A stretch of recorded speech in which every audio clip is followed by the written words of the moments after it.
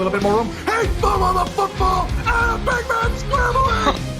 Action pass to him. He fires to the top. One-handed catch. Buchanan Simons is open. Breaks the tackle.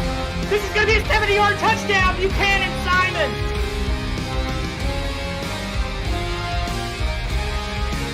Over the top, and that might be the most impressive interception all day. What a shoot! Breaking through a tackle. Oh no! What a ridiculous sequence of events. He's got Heath McDaniel Jr. inside the 10 to the 5. Touchdown, Carolina. The kick is blocked from Zuderveld. It's loose. How? What?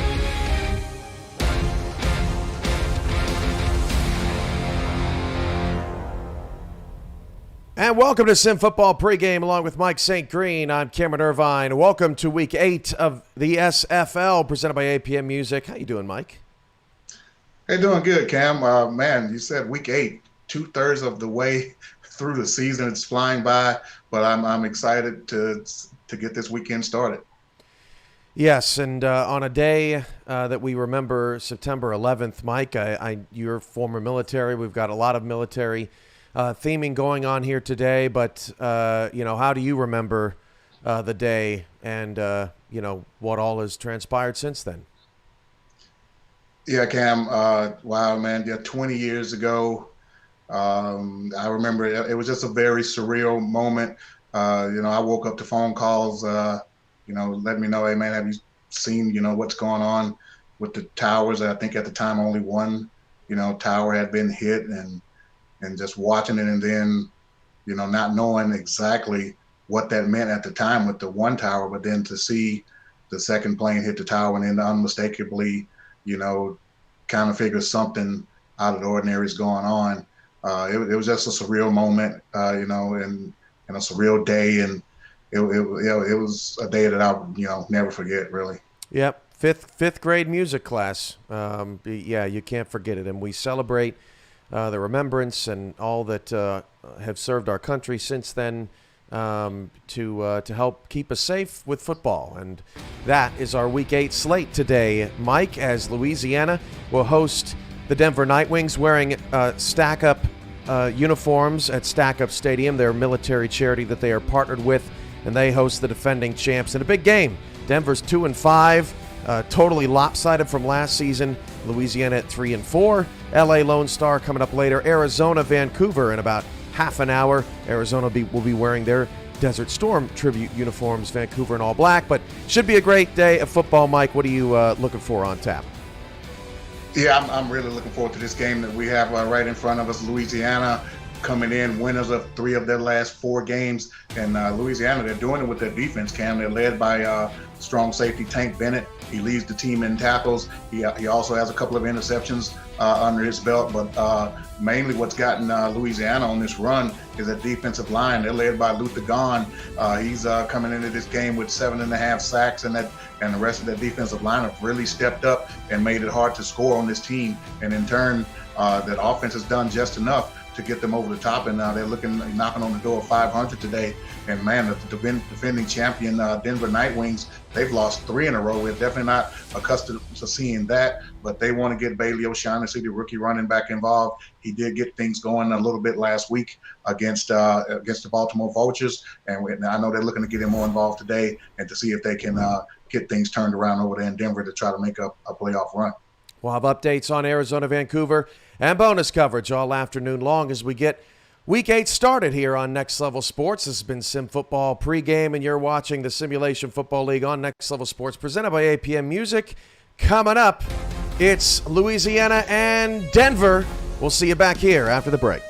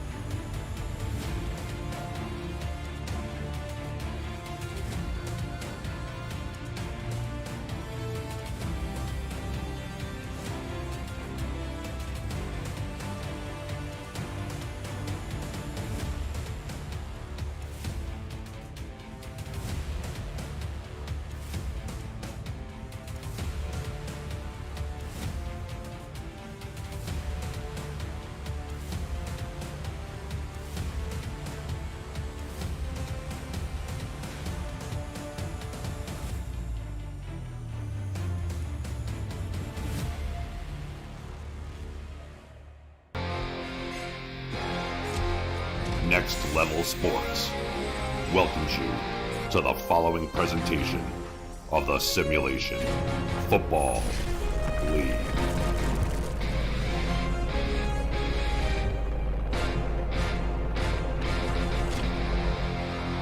SFL Nation, welcome to your weekend. The Simulation Football League is back on the air at Next Level Sports, and we begin Week 8 in Houma, Louisiana. The first SFL game to be played after the destruction of Hurricane Ida earlier this summer, and you are just in time for today's matchup between the Denver Nightwings and the Louisiana Revolution.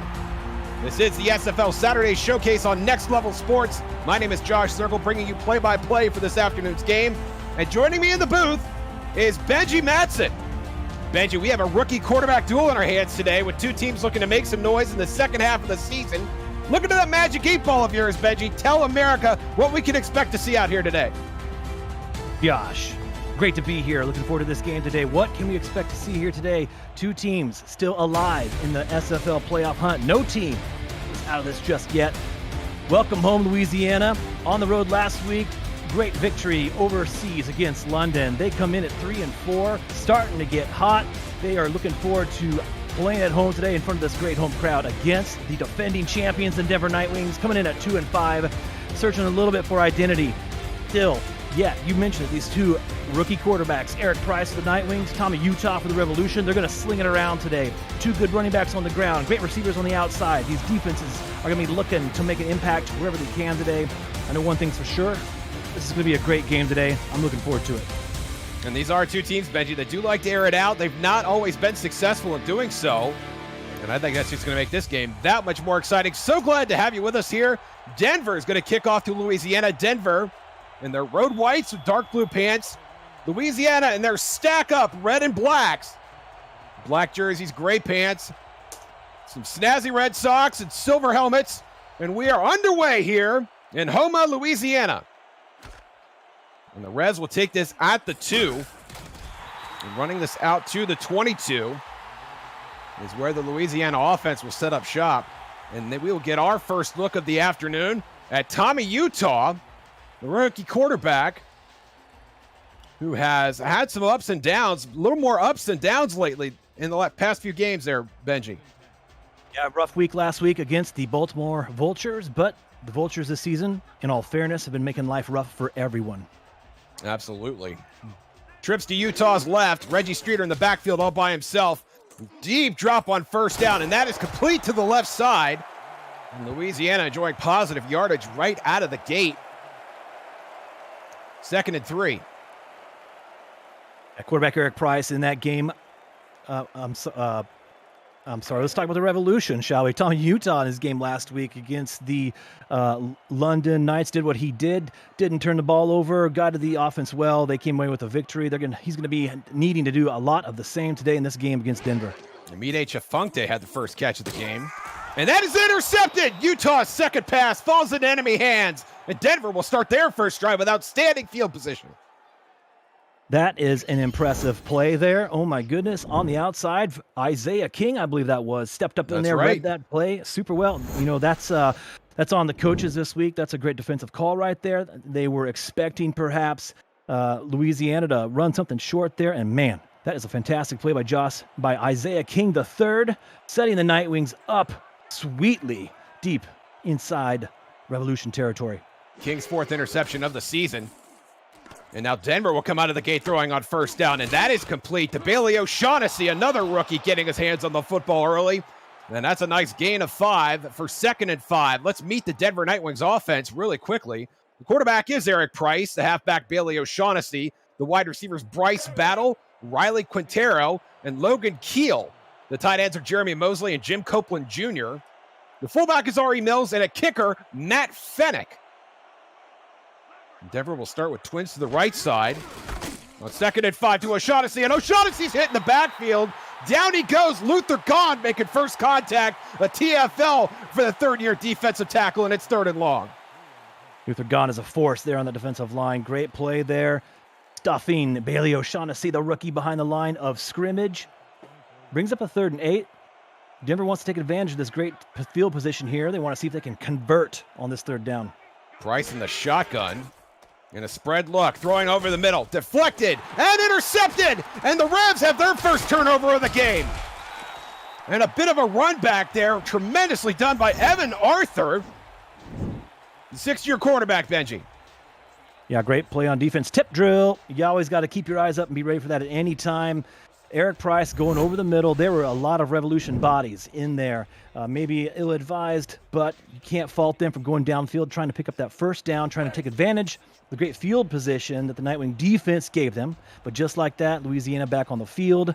Second drive, Tommy Utah under center. Let's see if perhaps they try and get Reggie Streeter involved right away. Cameron Collier checks into the game. He's at fullback. Utah dropping on first down. Streeter, low catch, has to make the adjustment, and he gets walloped by Adam Wiseman right at the line of scrimmage, 2nd and 10. A great tackle by Adam Wiseman. Back-to-back, though, fantastic plays. Isaiah King III, free safety, coming up and playing Streeter close. He wrapped him up, got his hands on him, slowed him down. Nightwings, if they're going to win today, that's going to be key, is tackling Reggie Streeter. Great play, again, by Isaiah King III. 22 personnel for Louisiana throwing. Utah hit as he's thrown, and that is deflected. And I think that was Matt Papineau, the strong safety, who got an arm in on that one. And it'll be 3rd and long. And while we have a second, let's meet the Revolution offense. The quarterback is Tommy Utah. At halfback, Reggie Streeter, the season 15 MVP. The wide receivers are Chase Earl, B.E. Robo, and Mike Twinscrew. The tight end is Garrison Blue. At fullback, Cameron Collier. And now Utah will sit in the backfield all by his lonesome. 5 wide receivers here on 3rd and 10. Low snap, he handles it over the middle. Deflected again. A little pinball happening there in the middle of the field. Intended for Twinscrew, and here comes the punt team for Louisiana. Great stand by Denver there, going man as Louisiana spread it out wide. That's great coverage there on that defense. That play there, 4th and 10. Get that ball back, Denver. That's a win right there for that defensive squad. Walter Melanishin, one of the few big money punters in the SFL, will take this snap at his own 9-yard line with just over 8.5 to play here in the first quarter. Kick is away. Denver will take a little punishment on that punt return. If you're new to the SFL, the Simulation Football League combines traditional sports, esports, and a role-playing game into one. Team strategies are executed in real time by our simulations as real-life players compete on the virtual gridiron. For more information about the SFL, visit our website at simulationfl.net. The SFL, we put the fan in fantasy. Now Eric Price will try and lead the first drive leading to points in this game, throwing on first down. Intended for Jeremy Mosley, and I think that hit him right in the face mask, Benji. A little bit of a traffic jam right there. Receiver and the tight end in the same space at the same time. Brian Craven getting his mitts in there, making a play. Yeah, just a bit of a miscommunication there. Almost unintentional pick route. Denver ran on itself right there. Sets up a 2nd and 10. O'Shaughnessy in the backfield by himself. 2 tight ends to the left side. 2 wideouts to the right. O'Shaughnessy on the flare. Manages to get upfield. And that's a nice open field tackle by Arthur, who had the interception earlier. 3rd and 2. Yeah, great play. Swing that one out wide. Give it to Bailey O'Shaughnessy. Let him make up some ground there. Good gain. Sets up a 3rd and short. That was the right play there by Eric Price. It set that one up beautifully. And Benji, I wonder if the first quarterback that manages to settle down in this game will be the more successful one. 3 in the backfield now for Utah. Throwing to the right side. And that is complete, and that'll be a first down for Denver. O'Shaughnessy again. Yeah, he's got wheels back there in the backfield. 2 plays in a row, 2 swings to Bailey O'Shaughnessy, and he's just too fast for the linebacking crew here. It makes a good play, picks up that first down, and this could be here all day for Denver. If they, like you said, just got to be patient, settle down. Eric Price, the quarterback, just be patient. Take what Louisiana's going to give you. You're still here, still early in this game. I think they're still feeling each other out just a little bit. Price in plus territory. Now they'll stand that heavy set, and Price goes down. The pressure gets home for Louisiana. The first sack of the game. Eric Price takes time to pump fake there, but maybe he should have let it go. That just too much time in the pocket there. The pass rush got to him.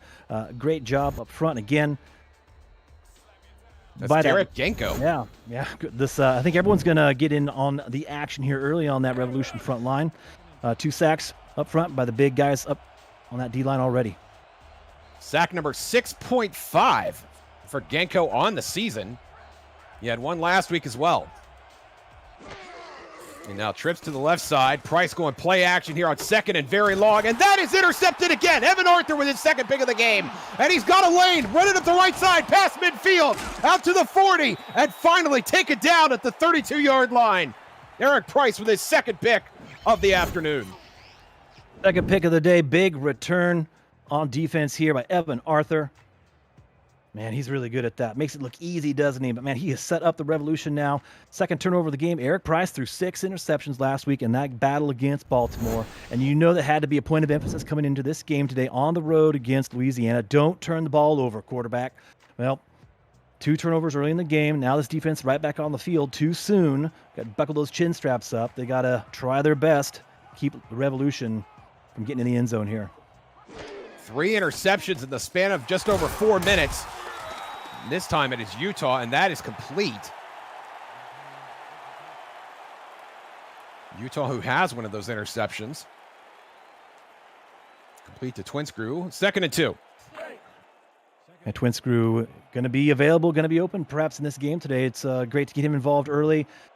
Potential to be a big play receiver here for Louisiana. I think it's a great call to get him involved early.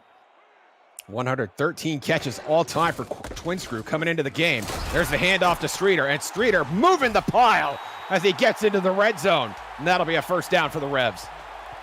And linebackers at Denver come up to the line of scrimmage. They sense it's going to be a handoff. But man, there's just not a lot you can do to tackle Reggie Streeter when that line's blocking up front and he's got that alleyway there. So you just got to do your best to bring him down. He gets a good gain on the ground. But Denver's got to start to tighten up here. Defense is in a tough spot. Just got to play patiently here. Watch Reggie Streeter. Keep those eyes on him. Bring him down to the ground. Cameron Collier had a nice block on that last play. He'll stay in the game. Utah over the middle this time, and that is caught. And I think that is Chase Earl, number 12.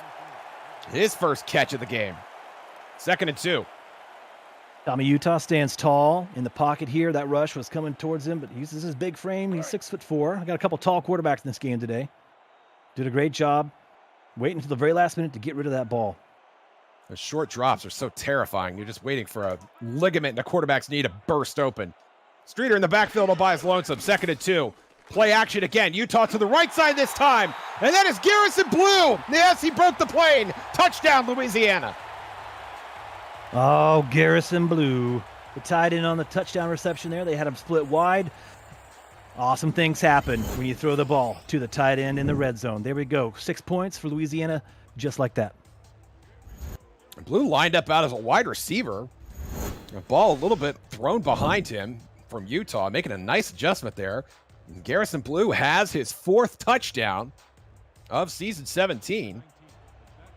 And here comes the extra point pending from Otis Boudreaux. Played last year at Las Vegas.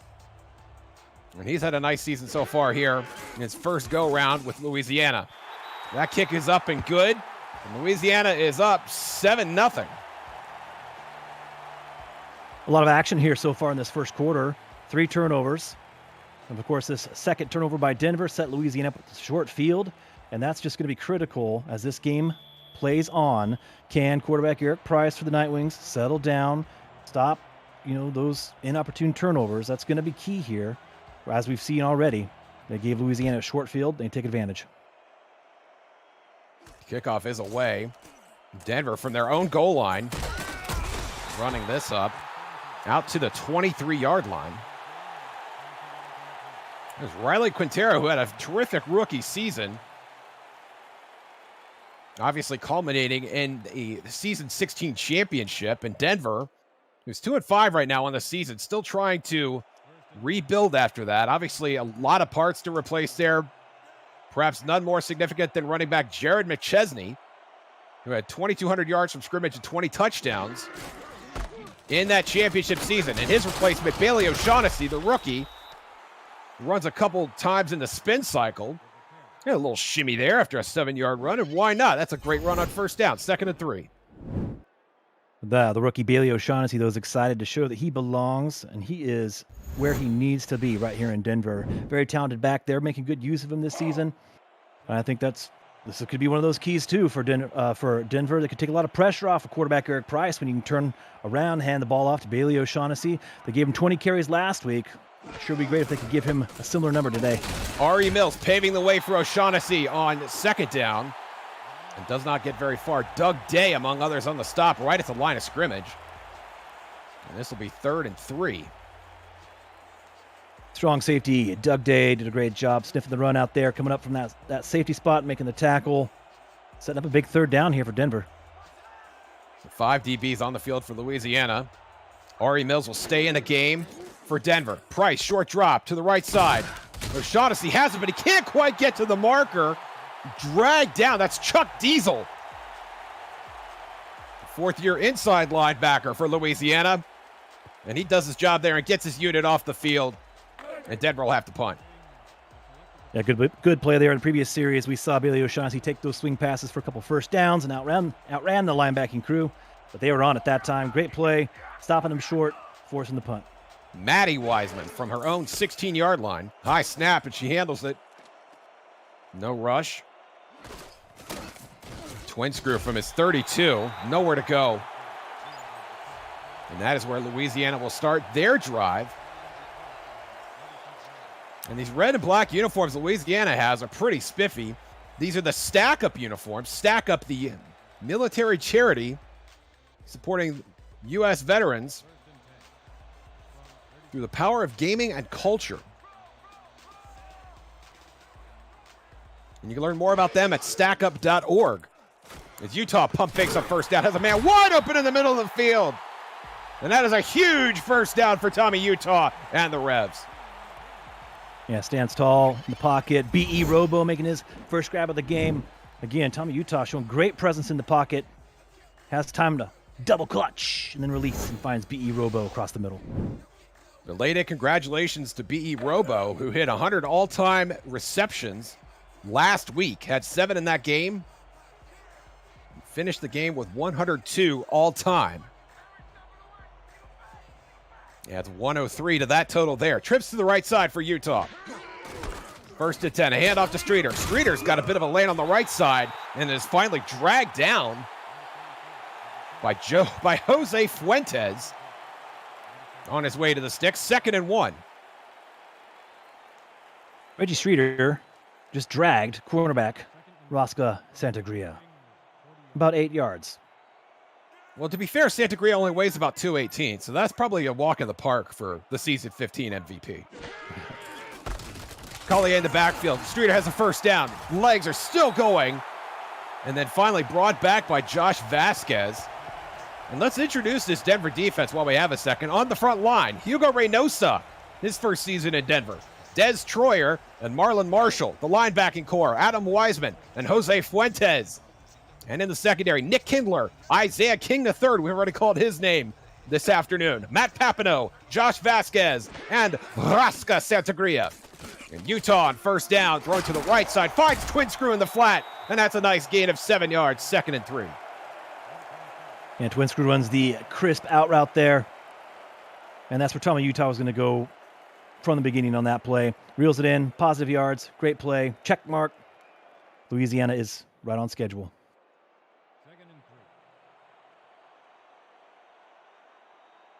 And if Utah had a favorite wide receiver in this system, it might be Chase Earl, who came in with 47 catches. That led the team. Handoff to Streeter, nowhere to go. And it'll be 3rd and short. Des Troyer coming up with a big stop there. Yeah, one thing quarterback Tommy Utah does really well, though, is distribute that ball. You did mention leading receiver on this Revolution team this season so far is Chase Earl. But he did a great job, including in that win last week against London, of making sure whoever was open was getting the special delivery. So that's one thing the rookie's doing great this year in season 17. Streeter to the right side, has a first down. But immediately corralled after by Fuentes. And Streeter celebrating. And why not? Louisiana matriculating the ball down the field. doing a nice job here in Houma, Louisiana. The first game, as we mentioned, in their home field since the destruction of Hurricane Ida. It's great to have them back in their own dig. Streeter again. Inside the 25, down to the 21. And it'll be 2nd and 5 here for Louisiana. And Louisiana's just, they've got the advantage right now. And of course, in the turnover game, but they're just running downhill with Reggie Streeter here. 2nd and 5. Reggie Streeter's a great weapon to have for this team, and they're in such a great spot right now. We come down to the end of this first quarter. Collier checks back in at fullback. Streeter up the middle. Very close again to another first down. Time winding down here in the first quarter. It's 3rd and 1. That was a good play by the defense, though, by the Nightwings. So it's up a 3rd and short. You might expect them to turn around and hand this ball off to Reggie Streeter, but Louisiana's been known to pull a few tricks out of their sleeves. Utah's going to have to hustle to get this off before the gun. He does. Streeter brought down in the backfield. Tremendous tackles. Troyer doing the dirty work there, getting a TFL for the Nightwings. And that is how we will end the first quarter. Louisiana gets on the board first. They lead Denver 7-0. You're watching the SFL Saturday Showcase. We're presented by APM Music on Next Level Sports.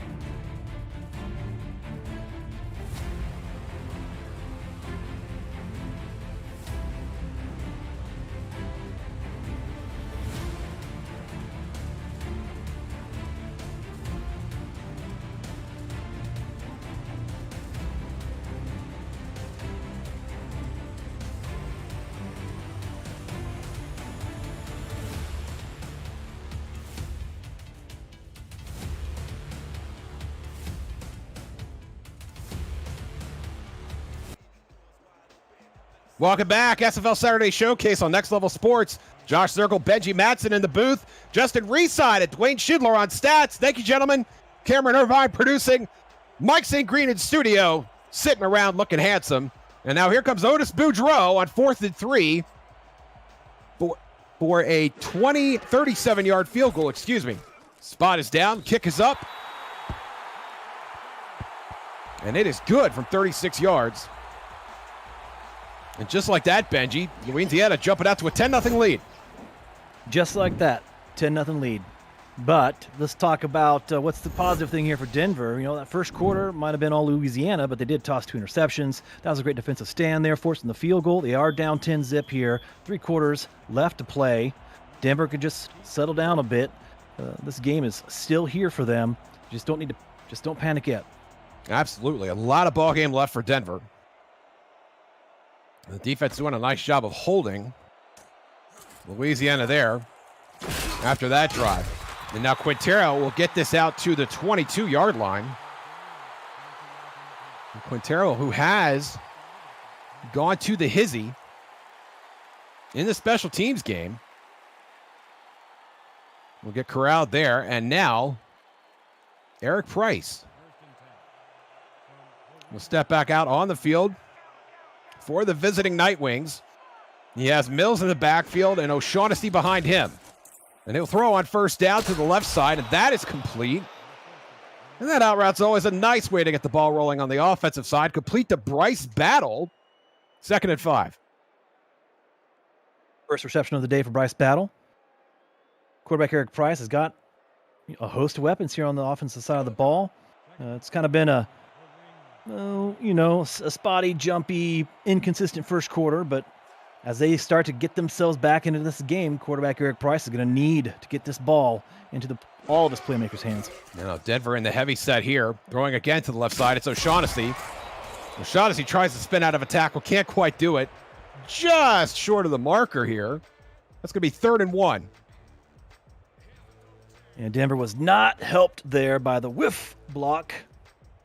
Bailey O'Shaughnessy had to do that one all on his own. Couldn't quite make the first down. They were not. 4 wideouts for Price. O'Shaughnessy by his lonesome. Short drop. Price has time. Throwing on the crossing route, and that is nowhere. Jim Copeland Jr. It was a low ball for Copeland, but I thought he had a chance to catch it. The rookie thought otherwise, obviously, and now Denver will punt. The 2 receivers in the same area. Eric Price decided to target Jim Copeland Jr. there, and that was a tough throw. He had to wait and hope that the linebacker scooted out of the way, could slip that ball in there. That was a Patrick Mahomes type throw he tried to make there and just fell incomplete. Matty Wiseman gets it away under pressure. Fair catch coming from Twin Screw at the 36. And I thought that throw could have been a lot better for a timing route. Trying to turn upfield toward the post. But as it stands now, Tommy Utah, clad in black and red, starting from his own 36-yard line. Streeter and Collier in the backfield. Streeter gets the call on first down. Little move there. He gets out to the logo. It's a gain of 8, 2nd and 2. That's just a classic Louisiana Revolution play there. I mean, so many small things happening from the snap, including an all-pro caliber fullback getting a great block as he leaves the line of scrimmage, and your all-star halfback, Reggie Streeter, breaking tackles. Massive, typical play for Louisiana. Louisiana there sets up a 2nd and 2. That is, they are rich there in the running game. Streeter again, this time taken down for no gain at the line of scrimmage. I think that was Adam Wiseman. At the break, we checked the stats and confirmed that Reggie Streeter has gone over 1,000 yards from scrimmage for the season. Congratulations to Streeter on that milestone. Collier will stay in the game on 3rd and 1. Streeter getting the call at short yardage. Has the first down out to midfield. Trying to make one more move, but has the first down for the Revs.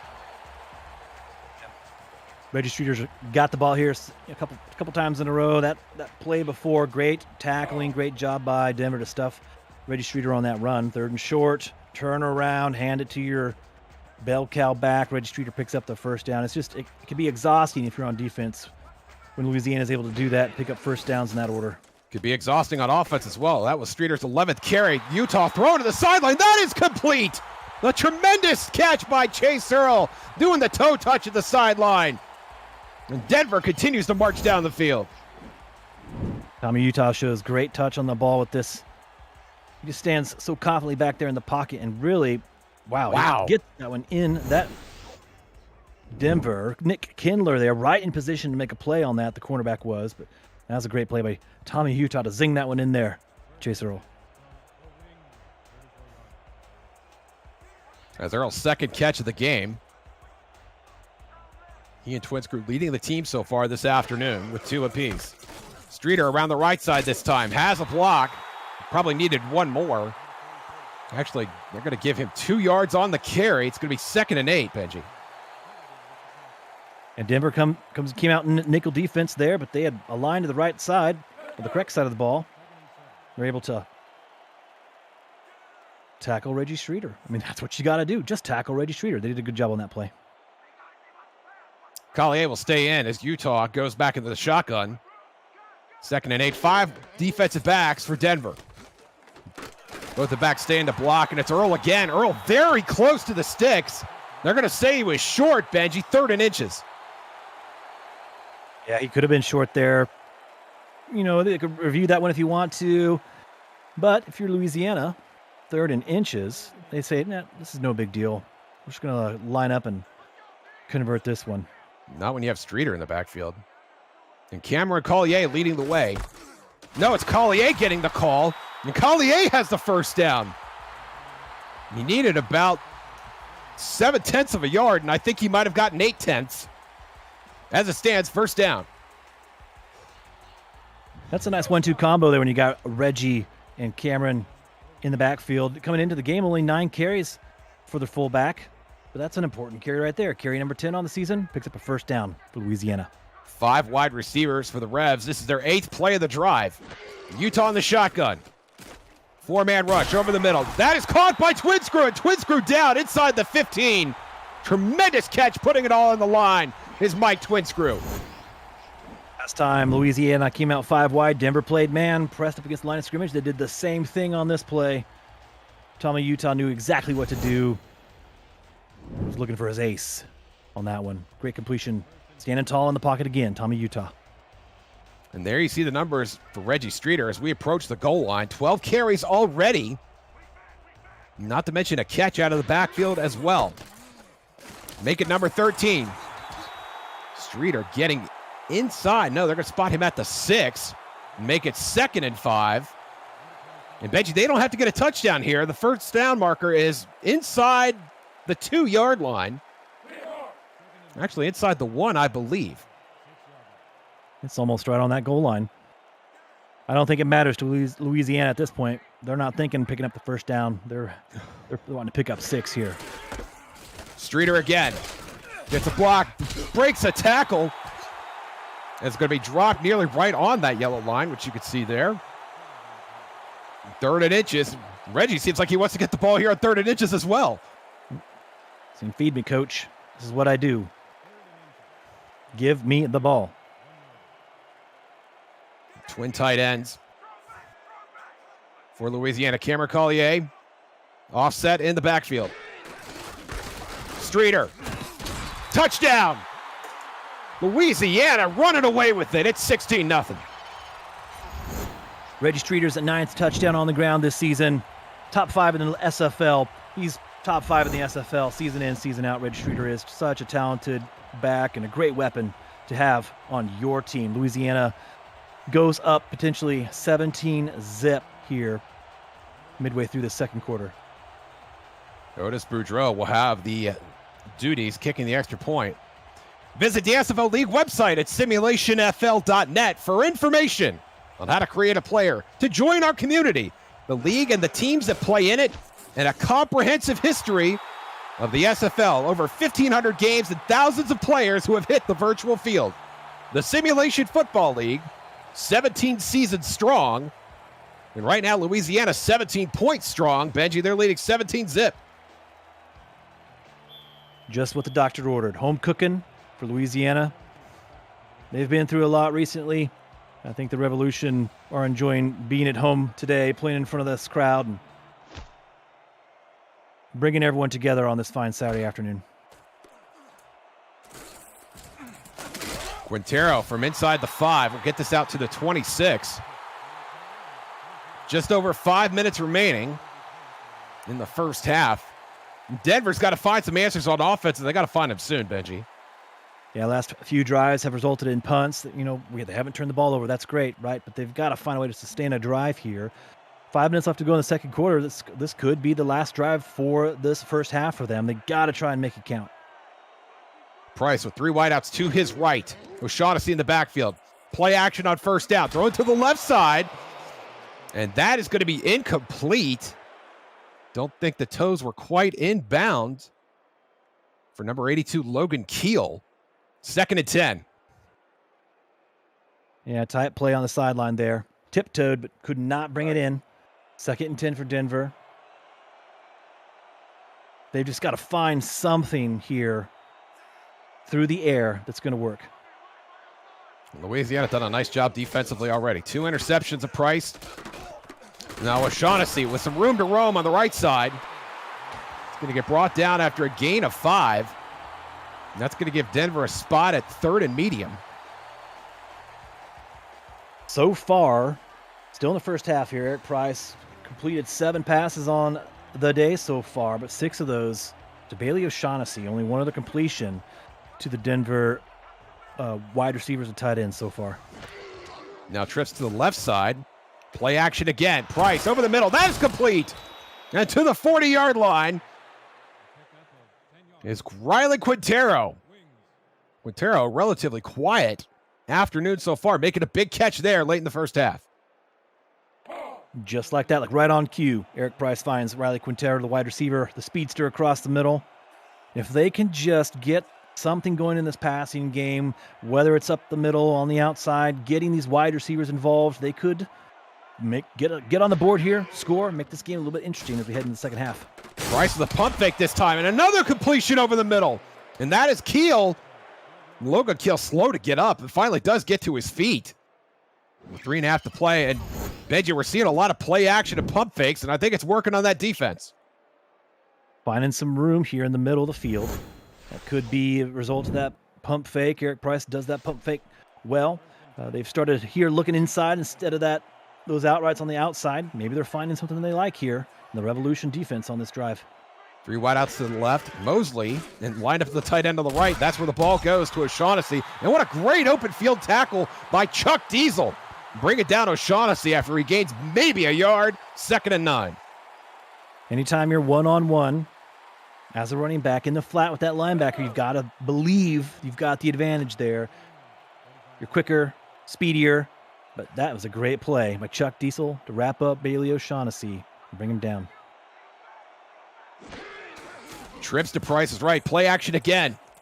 Price throwing to the left side. And I think that is Keel again, who drags 2 defenders over the sticks. And that's another first down for the Night Wings. Yeah, that's a huge effort there by Logan Keel on the outside. Gets that first down, dragging Revolution defenders. They had to have that. They didn't want to, go out with another 3rd and short. They haven't had a lot of success on 3rd downs here in the second quarter. That was a massive play by Logan Keel. Keel's 81 targets coming into the week, led the team, was actually 3rd in the SFL. Price again, looking for Keel again, this time on the right side. And Keel will stay in bounds there. Clock continues to run. And it'll be 2nd and 5, and I think we're going to hit the 2-minute warning here. And there it is. Denver trying to get something on the board against the hometown Louisiana Revolution. You're watching the SFL Saturday Showcase presented by APM Music on Next Level Sports. Bring it on back.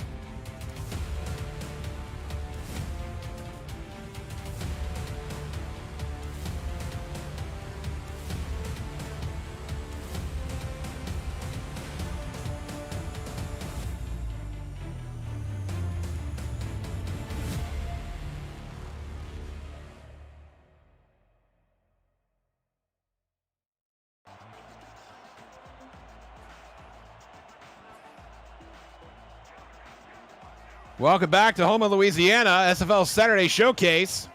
Josh Sturgill, Benji Matson in the booth. Justin Reside. Oof. On stats, and O'Shaughnessy takes a bit of a lick there, 3rd and 9. That was a bit of a lick. Luther Gond again. This time in the backfield for a big tackle for loss. Sacking quarterbacks. Stuffing running backs. Luther Gond having a big day today on that D-line for Louisiana. Justin Reside and Dwayne Schindler on stats. Thank you both, gentlemen. Price now at shotgun at 3rd and 9. That is going to be incomplete as the referee picks himself up off the ground. In the back, coming up on the 8 p.m. Music Halftime Report, Cameron Irvine and Mike St. Green break down the first half of the Nightwings and Revolution. Sit down with Stack Up CEO Stephen Machaga to talk the military charity and provide an update on the action going on in Canada between the Scorpions and the Legion. It's all coming up on the 8 p.m. Music Halftime Report. Now Matty Wiseman's going to punt this away. Standing smack dab in the middle of the field. No pressure. Have a chance to pin Louisiana deep here. Bounces at the 5. And then they get it down inside the end zone. They did. They're at the 2-yard line. 2 yards in front of the goal line, I should say. What a great special teams play there by Denver, particularly Mike Dino, the backup strong safety. Yeah, that was huge. That's a big play. Louisiana still had all 3 of their timeouts. Now they're backed up against the goal line. You would have loved to have gotten 3 points at least out of that if you're Denver heading into halftime. But this is fantastic for them that they've got Louisiana pinned up. Now they just got to play some good defense to close out this second quarter. Tommy Utah in the shadow of his own goalpost. Hands off to Streeter. Streeter has nowhere to go. They're going to give him forward progress at the 2. And you see the comparison there. Streeter, 57 yards, and he has had to work for all of those. He's got 15 carries right now. He's had an effect in the game today. Got a touchdown on the ground. He's running hard, converting first downs for the Revolution. But Denver, look at the stats. They're doing a good job keeping him under wraps to a certain extent. Collier in the backfield. Streeter again. Streeter barreling out into the line of scrimmage. He's going to get maybe a yard. Marlon Marshall among the other Nightwigs on the stop here. 3rd and 9. I think Denver understands Louisiana's trying to just kill the clock here. Surprising they're not choosing to use their timeouts as this clock is rolling down. Facing a 3rd and 9. We may see a timeout from Denver here. Streeter, spin move, will get a couple yards out of there. And there is the timeout from Denver. And Louisiana's going to have to punt it back. Denver could get this ball back in a similar field position to where they just had to punt from. They'd have a few seconds on the clock here to try and gain some ground for a long field goal attempt. That series right there went about as good as it could be for Denver. Pinning them down on the goal line was huge. And now they're forcing Louisiana to punt. So, Benji, if you're Eric Price and you've thrown 2 interceptions already today, do you unleash the Dragon here, trying to get some points on the board toward the end of the half? Points on the board. Unleash the Dragon. You got to go for it. You're down 17. You're on the road. You get the ball back to start the second half. You got 2 timeouts. I know you've thrown 2 interceptions, but the offense was starting to click on that last drive. You're getting your wide receivers involved. I say go for it. What'd you say, Josh? Unleash the Dragon. Unleash the Dragon. And Eric Price standing on what looks like a dragon. It's actually the Revolution logo in the red and black stack-up colors. And Price over the middle. What a catch! Tremendous effort there by Bryce Battle, putting his body on the line. And Denver will burn another timeout. There you go. The Dragon has been unleashed across the middle. Oh, yeah, great route there by Bryce Battle. Eric Price finds him right in the soft spot of that zone there. That's a great completion. They're in field goal range. They've got timeout left. They've got 13 seconds. They can afford to go to the end zone here. And 2 picks aside, you got to. Oh, they're lining up to kick it here. This is Denver going uber conservative, making sure they get some points on the board. Is Matt Fennick, a 3rd-year kicker. He is 15 of 16 on the season. He's only missed 1 other field goal in his career. From 40 yards, and it's blocked! Louisiana got penetration on the line and a block on the field goal. And it's ultimately Buck Treehorn, the backup linebacker, who falls on it. And now Louisiana's going to get one more bite at the apple, Benji. That's not quite how I think Denver fans would have liked that drive to end there. Would have liked to have maybe seen them take one more shot with the time on the clock and that timeout in their pocket.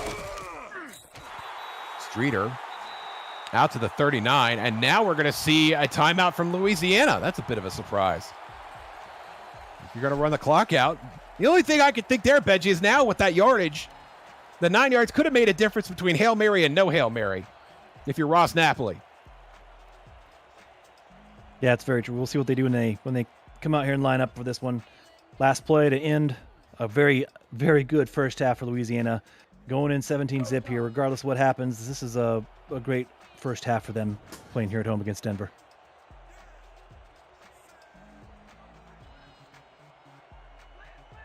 Louisiana comes out in a staggered eye. Cameron Collier, this does not look like a Hail Mary formation. And Collier actually gets the call. They get the first down and then another timeout for Louisiana. I guess I'm just not smart enough to understand all these dynamic coaching moves at the end of the half. I think this is, I think they're trolling. I think that's what you call this. I think the kids call this trolling. Yeah, Louisiana's still fairly hot this time of year. Maybe those boys at Denver are just not quite used to this southeastern humidity. Here we go. Here's your Hail Mary attempt. 2 seconds remaining. Utah into the shotgun. 4 wideouts all to his right. Ducks the pressure, and down he goes.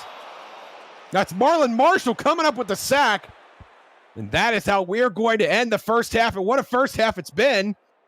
Louisiana got a goose egg going on the visiting Denver Nightwings. The APM Music halftime report coming up next. After this short break, you're watching the SFL Saturday Showcase presented by APM Music on Next Level Sports.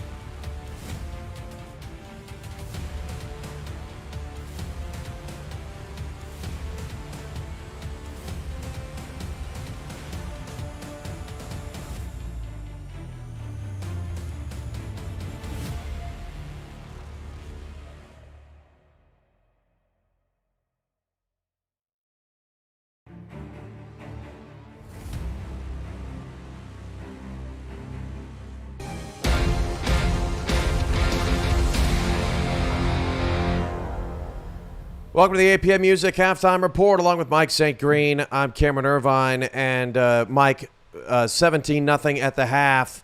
Louisiana playing some inspired football, being back at home for the first time since Hurricane Ida. But the Denver Nightwings, how the mighty have fallen, borderline embarrassing first half there, getting shut out. Your thoughts? Yeah, Cam. I was when you just said embarrassing. Not a great performance from Denver, but I definitely do not want to take anything away from Louisiana in this first half. As you mentioned, they came out, playing inspired football today, back at home for the first time. They're wearing their, stack up uniforms today to honor the military and their sponsorship of the team. Man, where do you start? Evan Arthur with a couple of interceptions in this game in the first half. Garrison Blue had a touchdown catch early, but and as you mentioned in Denver, where's Bailey O'Shaughnessy? I mean, 1 yard. I think what he's averaging 1 yard. I hadn't seen many carries other than the 1 yard to really get these guys going. He came out of the gates firing Isaiah King with an interception, and we know these guys can turn the ball over and get it back in the offense's hands. They had 6 turnovers last weekend against Baltimore, but every time they get the ball back, they give it right back to Louisiana. As we mentioned, Evan Arthur with a couple of turnovers there right after the interception by King. So, I don't know what Denver's going to need to do as far as get things going, but I would like to see them, try to get something going on the ground before this game gets too far out of hand.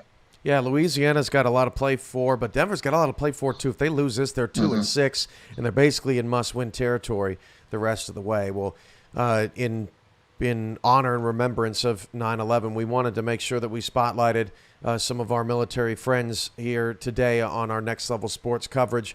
And earlier this week, we sat down with the CEO of Stack Up, the military charity who uses gaming to help veterans and the military cope and have something to look forward to when times are tough and they're down. So we wanted to share that with you all, and here's what Steve Machuga had to say.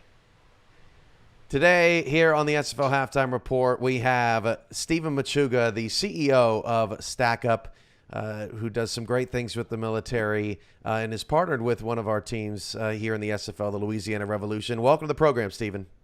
Hey, thanks for having me on today, Cameron. Yeah, hey, Stephen, can you tell us a little bit about Stack Up and, your organization and what your mission is and what do you want to accomplish? Absolutely. So Stack Up is a military charity supporting U.S. and allied veterans' mental health and suicide prevention through gaming and geek culture. So we have 4 main programs that we utilize to do this. We have our supply crate program where we send boxes of games and gear, everything a unit would need to get playing games downrange to guys that are recovering in military hospitals or just struggling back home. The Xbox is generally the first thing to find its way to a pawn shop if Billy needs braces or you can't keep the lights on or things like that. So we want to make sure people are staying connected through gaming that way. We have our Air Assault program where we fly disabled or deserving veterans to various VIP gaming events like Comic-Con, E3, studio tours, all kinds of opportunities like that. We have our Stacks program, which is our volunteer efforts that are happening all around the world. We've got about 30 teams globally that go out and do good things in their neighborhoods as far as supporting volunteer efforts. We have our Overwatch program, which is our 24/7 suicide prevention team online through our Discord channel for veterans who, whether they need someone to talk to or they're really are in a dark place, we're there for them with our trained volunteers. So that's us. Stephen, there's so many different ways to help veterans just in life and with what they've gone through and life after service. Why gaming? There's just so many different opportunities. What was the passion behind that? Well, I was playing games since before I could hold a controller in my hand. Some of my first memories are my dad taking me to an arcade, and it's always been the thing that I would go to, bad day at work or whatever. Gaming was the thing that kind of got me through it. And then after I got back from Iraq, I struggled a little bit coming back home. And I also got home about 3 weeks before a little game called World of Warcraft came out. And that kind of took over my life in a way that helped me get my mind right. Kind of helped me reintegrate back into society. And I wanted other people to be able to, to get that. Now, when I started this charity, there were no grand designs of being a mental health organization. It was just, hey, I was overseas. People were boxing up whatever nonsense they could find in their attic and sending it over to us, and they were helping. But I wanted to get guys stuff that they could actually use and be excited about. They crack open that box and you pull out a brand new Xbox with a dozen games and a headset. And it's like, yeah, that would have been great. And the number of people who come up to me is like, man, I wish you guys were around when I was in. I was like, yeah, me too. I absolutely wish we were around. So over time, as we've grown up as an organization, we realize like the importance of good morale and making sure guys and gals are staying connected. A lot of folks get out of the service and they immediately find themselves in the civilian sector. And, you spend 4 to 20 years, being told where to go, what to eat, when to be where, and then you just get dropped off, the kick in the ass and all right, thanks for your service. And a lot of guys and gals can't handle that. And so it's important to stay connected. There's a reason this rash of veteran suicide is occurring.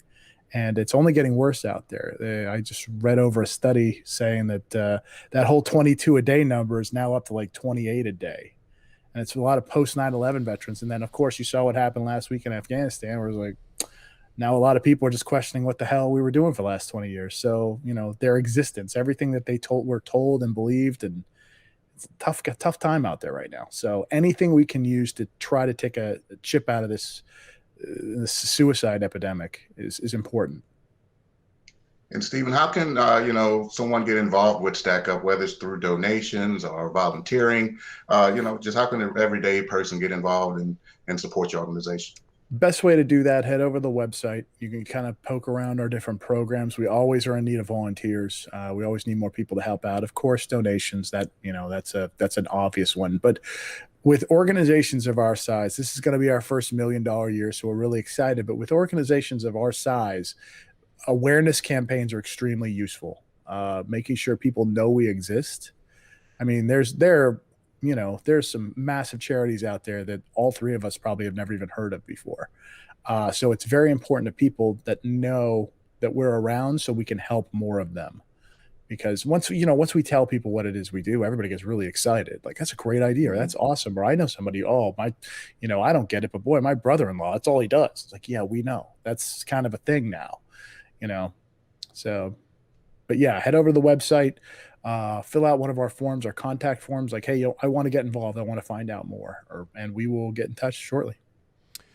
Stephen, you've the Louisiana Revolution of the SFL partnered with you guys, Stack Up, when they got started a few seasons ago, and I was kind of like you in the sense that I didn't start the SFL to bring people together or help people through challenges or struggles or anything like that. And it kind of became an outlet for people. The Revolution kind of introduced a new kind of gaming outlet to Stack Up in the form of this simulation football, that we do. When you first talked to those guys, did it connect right away? And have there been other organizations, or have you seen other things within the military community that have helped people bond in ways that maybe you didn't anticipate? No, SFL was definitely a surprise. It's one of they're doing what over there? Huh? Like, I'm not much of a sports guy. I played rugby in college, but that was the extent. It was more of a excuse to go drink and do rugger chants. So, I mean, I was not much of a sports guy. So hearing that something like the SFL exists is like, okay. And they want to help. So that's the good news. It's like, all right, well, let's work back from there. So, but yeah, there's all kinds of crazy, like, people out there just kind of throwing whatever they can against the wall to help out. And there's a good and a bad news about that. Like, first off, my goal is to not have to exist, right? Like, that's the end of the day. Right. Everything should be fine. We shouldn't have to have these problems, but because they are at a level where it's like, we can't ignore them anymore, everybody just kind of needs to step up. It's like the evacuation of Dunkirk, where it's like, all right, you got a fishing boat, all right, get over here. We need your help to help make this happen, which is crazy to think about. Like, but what we're providing is so different from what everybody else is doing, where we're hoping it's helping in a way. And we're definitely getting a lot of, as gaming continues, as you're probably aware, as gaming continues to just take over the world, we're definitely getting more people looking at us like, hey, they might be onto something here, because they're reaching veterans in a way that most traditional veterans organizations just don't, because most 9/11 veterans, post 9/11 veterans, play video games now and are into gaming, are into internet. They get that. That's where they hang out most of their time when they're off duty, and that's where we can hit them. We represent the candy-coated shell of the bitter pill of like therapy and being active in communities and things like that. Not everybody wants to do that stuff, but if you're putting a raid together or watching a football game or anything like that, like, this is something they can do online from the safety and comfort of their home, and that's the important part. So, well, Stephen, thanks for being here and all that you do for active duty and retired military veterans, and we hope to be part of the solution and not part of the problem. And thank you for all that you do out there for them and for absolutely. Thanks for having me on camera. Appreciate it. Thanks. That's great. Great job by Stephen Machuga for all that Stack Up does for military veterans. It's just extraordinary. Yeah, they do a great job over there, Cam, and it was a pleasure getting to talk to them and see the things that they're trying to do for all the military veterans out there. And it sounds like it's a great organization, and we appreciate everything that they're doing. Arizona playing in their Desert Storm military-inspired uniforms right now, and they are playing some inspired football. They lead Vancouver 13-0 at the with 5 minutes to go in the first half, and they're about to score again. This has been an absolute bloodbath against Vancouver, who's knocking on the door of the lead in the Pacific. Yeah, Cam, we thought the Louisiana-Denver game was totally dominating, but I've said wow over here like 3 or 4 times as to some of the plays that Arizona are making. Donnie Hands has had a couple of big catches. James Hands had a big catch. DJ Moses had a big play early in the first quarter. And most importantly, they're keeping the ball out of Tom Pepper and Vancouver's hands. And right now, as you mentioned, we're winding down to the 2-minute warning, 13-0, and Arizona's knocking on the door again and shutting out Vancouver in the first half. It's going to be an interesting second half. We'll have updates, and we'll see if Denver can wake up. They're down 17-0 at Louisiana right now as the Revolution try to get to 500. This has been the APM Music Halftime Report. We'll be back after this.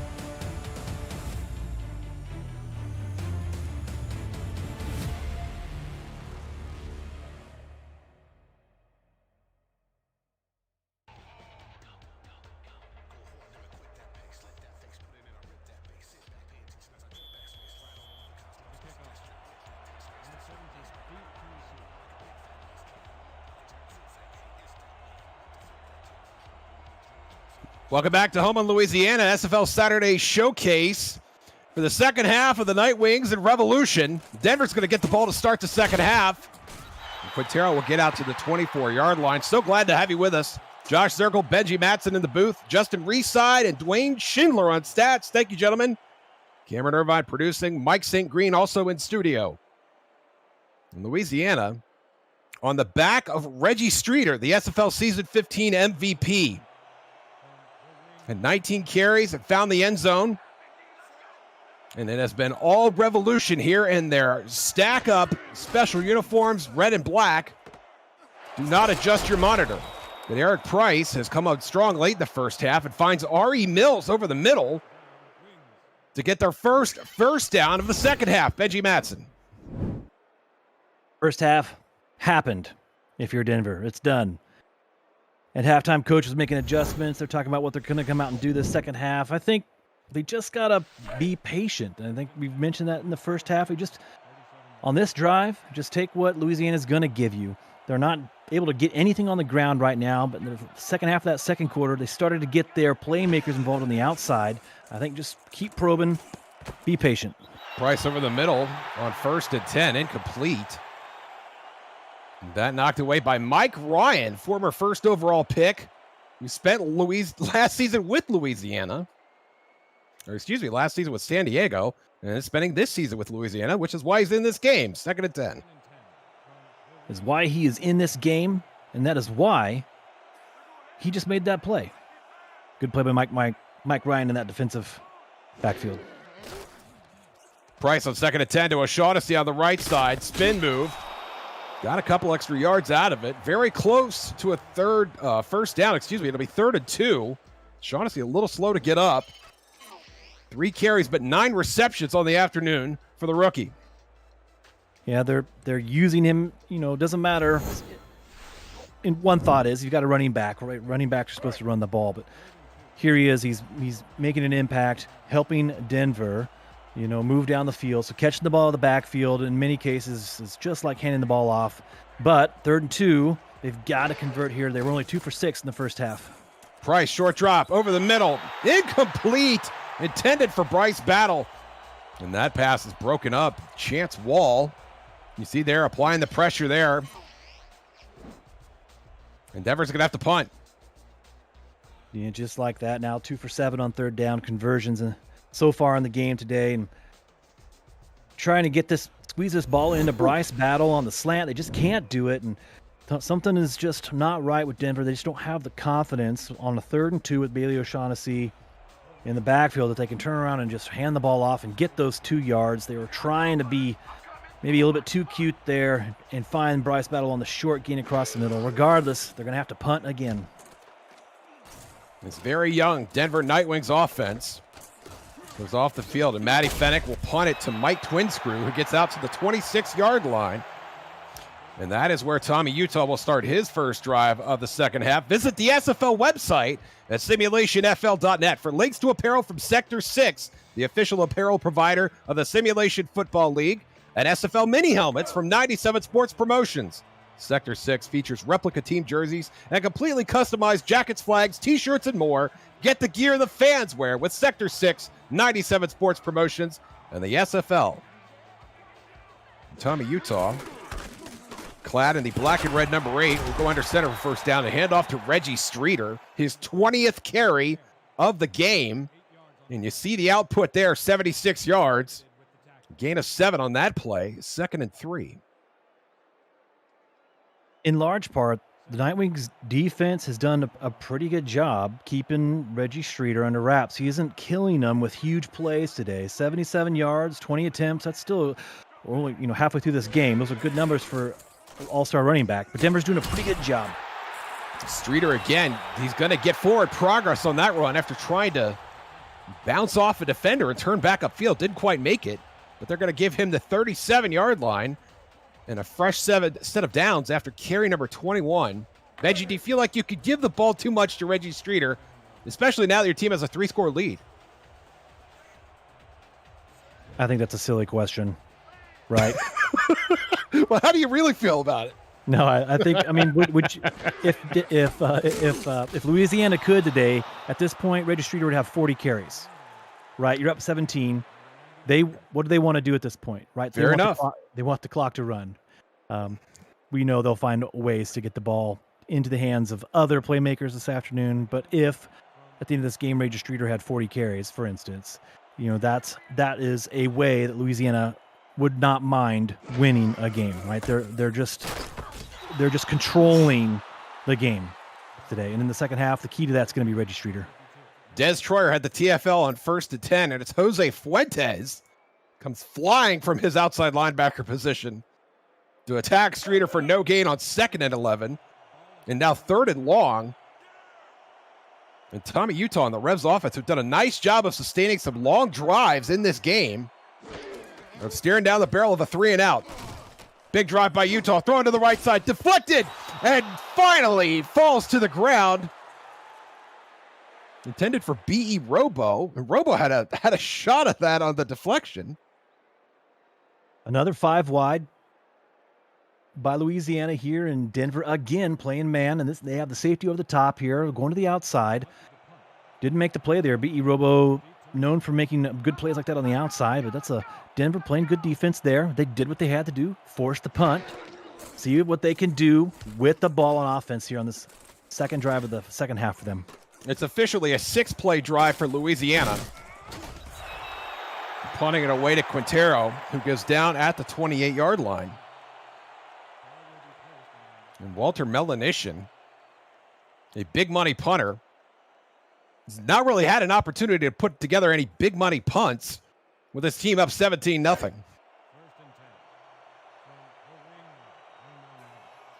don't think you mind so much. I mean, punters like to punt, especially if you're a big money punter. But if you don't get much work in a day, it's usually a good sign. I mean, some days you're not always earning that money. Eric Price on 1st down, throwing to the left, and Logan Keel, who's got plenty of volume here. That's his 7th target of the game. And his 4th catch, that leads the team. Gain of 7, 2nd and 3. Wonder if anyone's ever done the math on how much money is worth each one of those punts. How much money is each one of those punts worth? Well, it depends on the yardage. Paying your punter. And not all yards are created equal. O'Shaughnessy will get to the sticks. And that's a 1st down. A nice run on short yardage. And let's sneak over to SFL Studios for a game break with Cam and Mike. Thanks, Josh. Well, it hadn't been much going right for Vancouver, but they got this one right, Mike. Yeah, Cam, Arizona's trying to play add-on right before the half, and Ashley Rose Finch with a nice diving interception to see if Vancouver can pull closer before the half. Denver's getting into Louisiana territory, but unfortunately for Vancouver, the half's almost over. They're still down 16-0. Back to Josh and Benji at Stack Up Stadium in Homer. Thank you, Cam. Thank you, Mike. Let's get a full-size look at this long completion to Logan Keel. An outstanding catch, and it looked like almost quadruple coverage there. You see all the black jerseys surrounding Keel there with his 6th catch of the game. And Logan Keel has been who quarterback Eric Price has been looking for in this game today, and they're having success. They are hooking up, and they should keep hooking up here in this game, especially if Denver wants to come back into this one. O'Shaughnessy shrugs off a tackle to get positive yardage on the flare pass, and it's Brian Craven that finally brings him down near the sideline. But it's a gain of 4 on the second effort by the rookie, 2nd and 6. And they're continuing to use him in the passing game. They're not finding anything downfield. That was Bailey O'Shaughnessy's 10th reception so far in this game today. He's been getting a lot of use in the passing game for Denver out of the backfield. Coming into the season, he was 15th in the league in receptions. 51 receptions on 51 targets, no less. It doesn't get any more efficient than that. O'Shaughnessy up the middle on 2nd down. And he's going to get them into a 3rd and long short, if you will. Not exactly short. 3rd and 3, you can run just about anything you want here. And they will run trips to the right side of the rookie Eric Price. O'Shaughnessy in the backfield buys lonesome. And then it's O'Shaughnessy again, the flare pass. It's a race to the sticks. And it's a race that O'Shaughnessy is going to win against Mike Ryan and Brian Craven. And it's another first down for Denver. We're almost holding our breath there. Here goes another third down for Denver. What are they going to do? It's 3rd and short. Are they going to run it? Nope. They're going to line up trips. Where are they going to go with this? And sure enough, they go right back to Bailey O'Shaughnessy, and he is able to convert that 3rd and 3 right at the sticks. That was huge. They can keep this drive moving. And Eric Price, after throwing 2 interceptions in the first quarter, has settled down tremendously, in part because of that man, Bailey O'Shaughnessy, again on the flare pass. And that's a great way to jack up that completion percentage. He's now 21 of 29 on the game, and 12 of those receptions have gone to the rookie, Bailey O'Shaughnessy. Yeah, it's a little bit of dink dunk, dink dunk, dink dunk. Fine Logan Keel down the field. They're finding a rhythm here, but it's working for them. The drive is still going. O'Shaughnessy has a first down to the 10, 5, touchdown! Bailey O'Shaughnessy, and Denver finds the end zone. They're on the board. Finally, Bailey O'Shaughnessy is able to break through on the ground. Before that play, 5 attempts, 9 yards. Bailey O'Shaughnessy, good blocking up front. Finds the hole, accelerates through, and gets all the way to the end zone. This is a big play for Denver right now in this game, cutting into the 17-point Revolution lead. Denver is saying, we're not done yet. Let's make this thing a ball game. And that's absolutely huge to get it within 2 scores with time running down here in the 3rd quarter. And now Denver an extra point away from making this a 10-point game as Mac Fennick, another former member of the Louisiana Revolution, will line up to kick this extra point. Spot is down, kick is up, and it is good. And don't look now, Benji, but we got a 2-score game on our hands. Yes, we do. Denver was able to stop Louisiana on that previous drive. Of course, we were joking about Reggie Streeter getting the ball 40 times a game, but now if this game becomes a tight contest, then Louisiana they can't sit back and hand the ball off to Denver every time, especially if Denver or hand the ball off to Streeter, especially if Denver starts to expect that. Anyway, it's going to be interesting to see what happens when Louisiana comes out with the ball now. They might need to be a bit more aggressive on offense. Twin Screw gets out to the 27. Milk lemonade. It's time for a commercial break. Louisiana trying to hold off the Denver Nightwings late here in the 3rd quarter. You're watching the SFL Saturday Showcase presented by APM Music on Next Level Sports. Stay with us.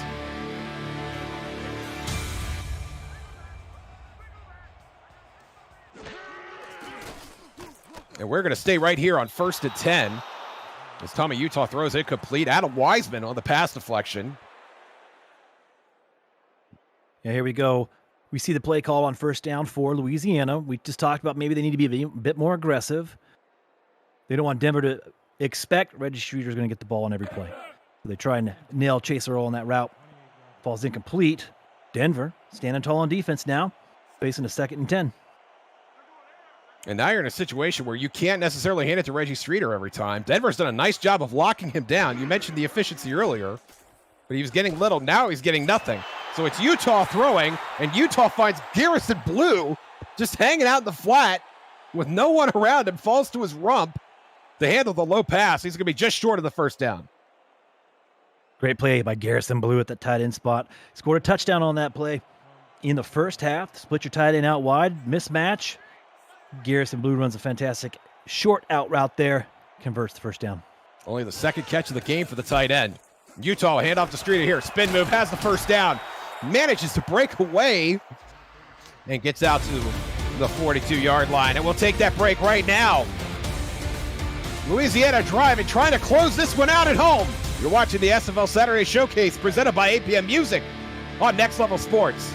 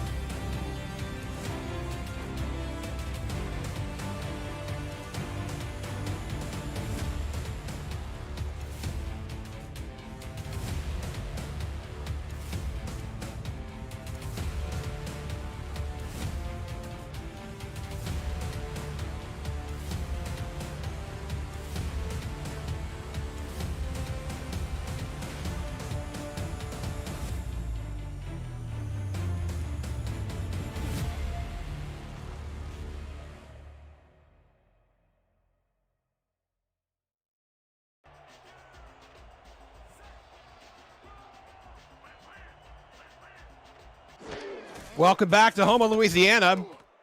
Denver facing the Revolution here. The Revolution jumped out to a 17-0 lead and now trying to hang on to close this game out late here in the third quarter. Josh Zirkle, Benji Matson in the booth. Justin Reeside and Dwayne Schindler on stats. Thank you, gentlemen. Cameron Irvine producing. Mike St. Green in studio. Tommy Utah under center. Cameron Collier checks back in at fullback. Time winding down here in the third period. And it's Reggie Streeter dragging Adam Wiseman across the first down marker. And that's a first down for Louisiana, Benji. Denver came out strong here in the second half. Scored that touchdown, came back out on the field knowing they really need to shut down this Louisiana offense now. Louisiana shaking things up, going 5 wide here.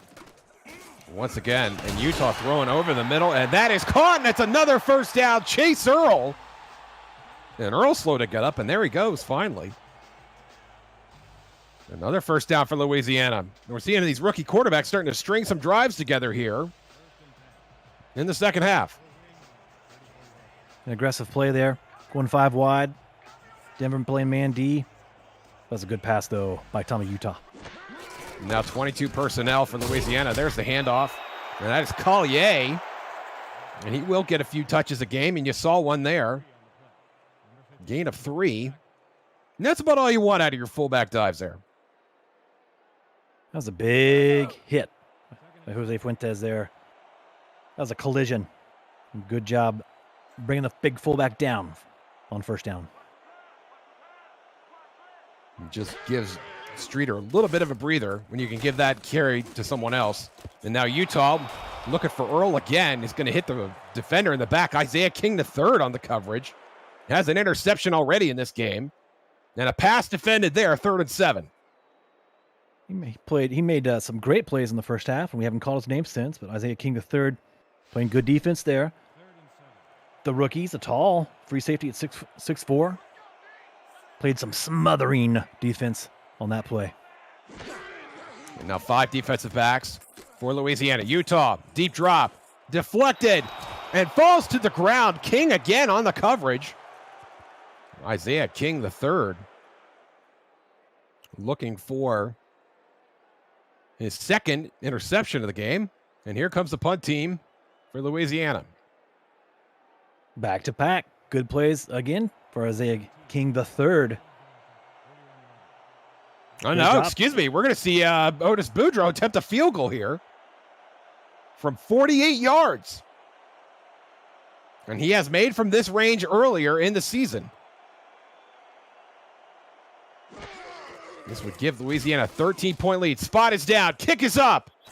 And it's got the leg, and it is through the uprights. Otis Boudreaux getting it done from long distance. And the Revolution extend their lead, 20-7.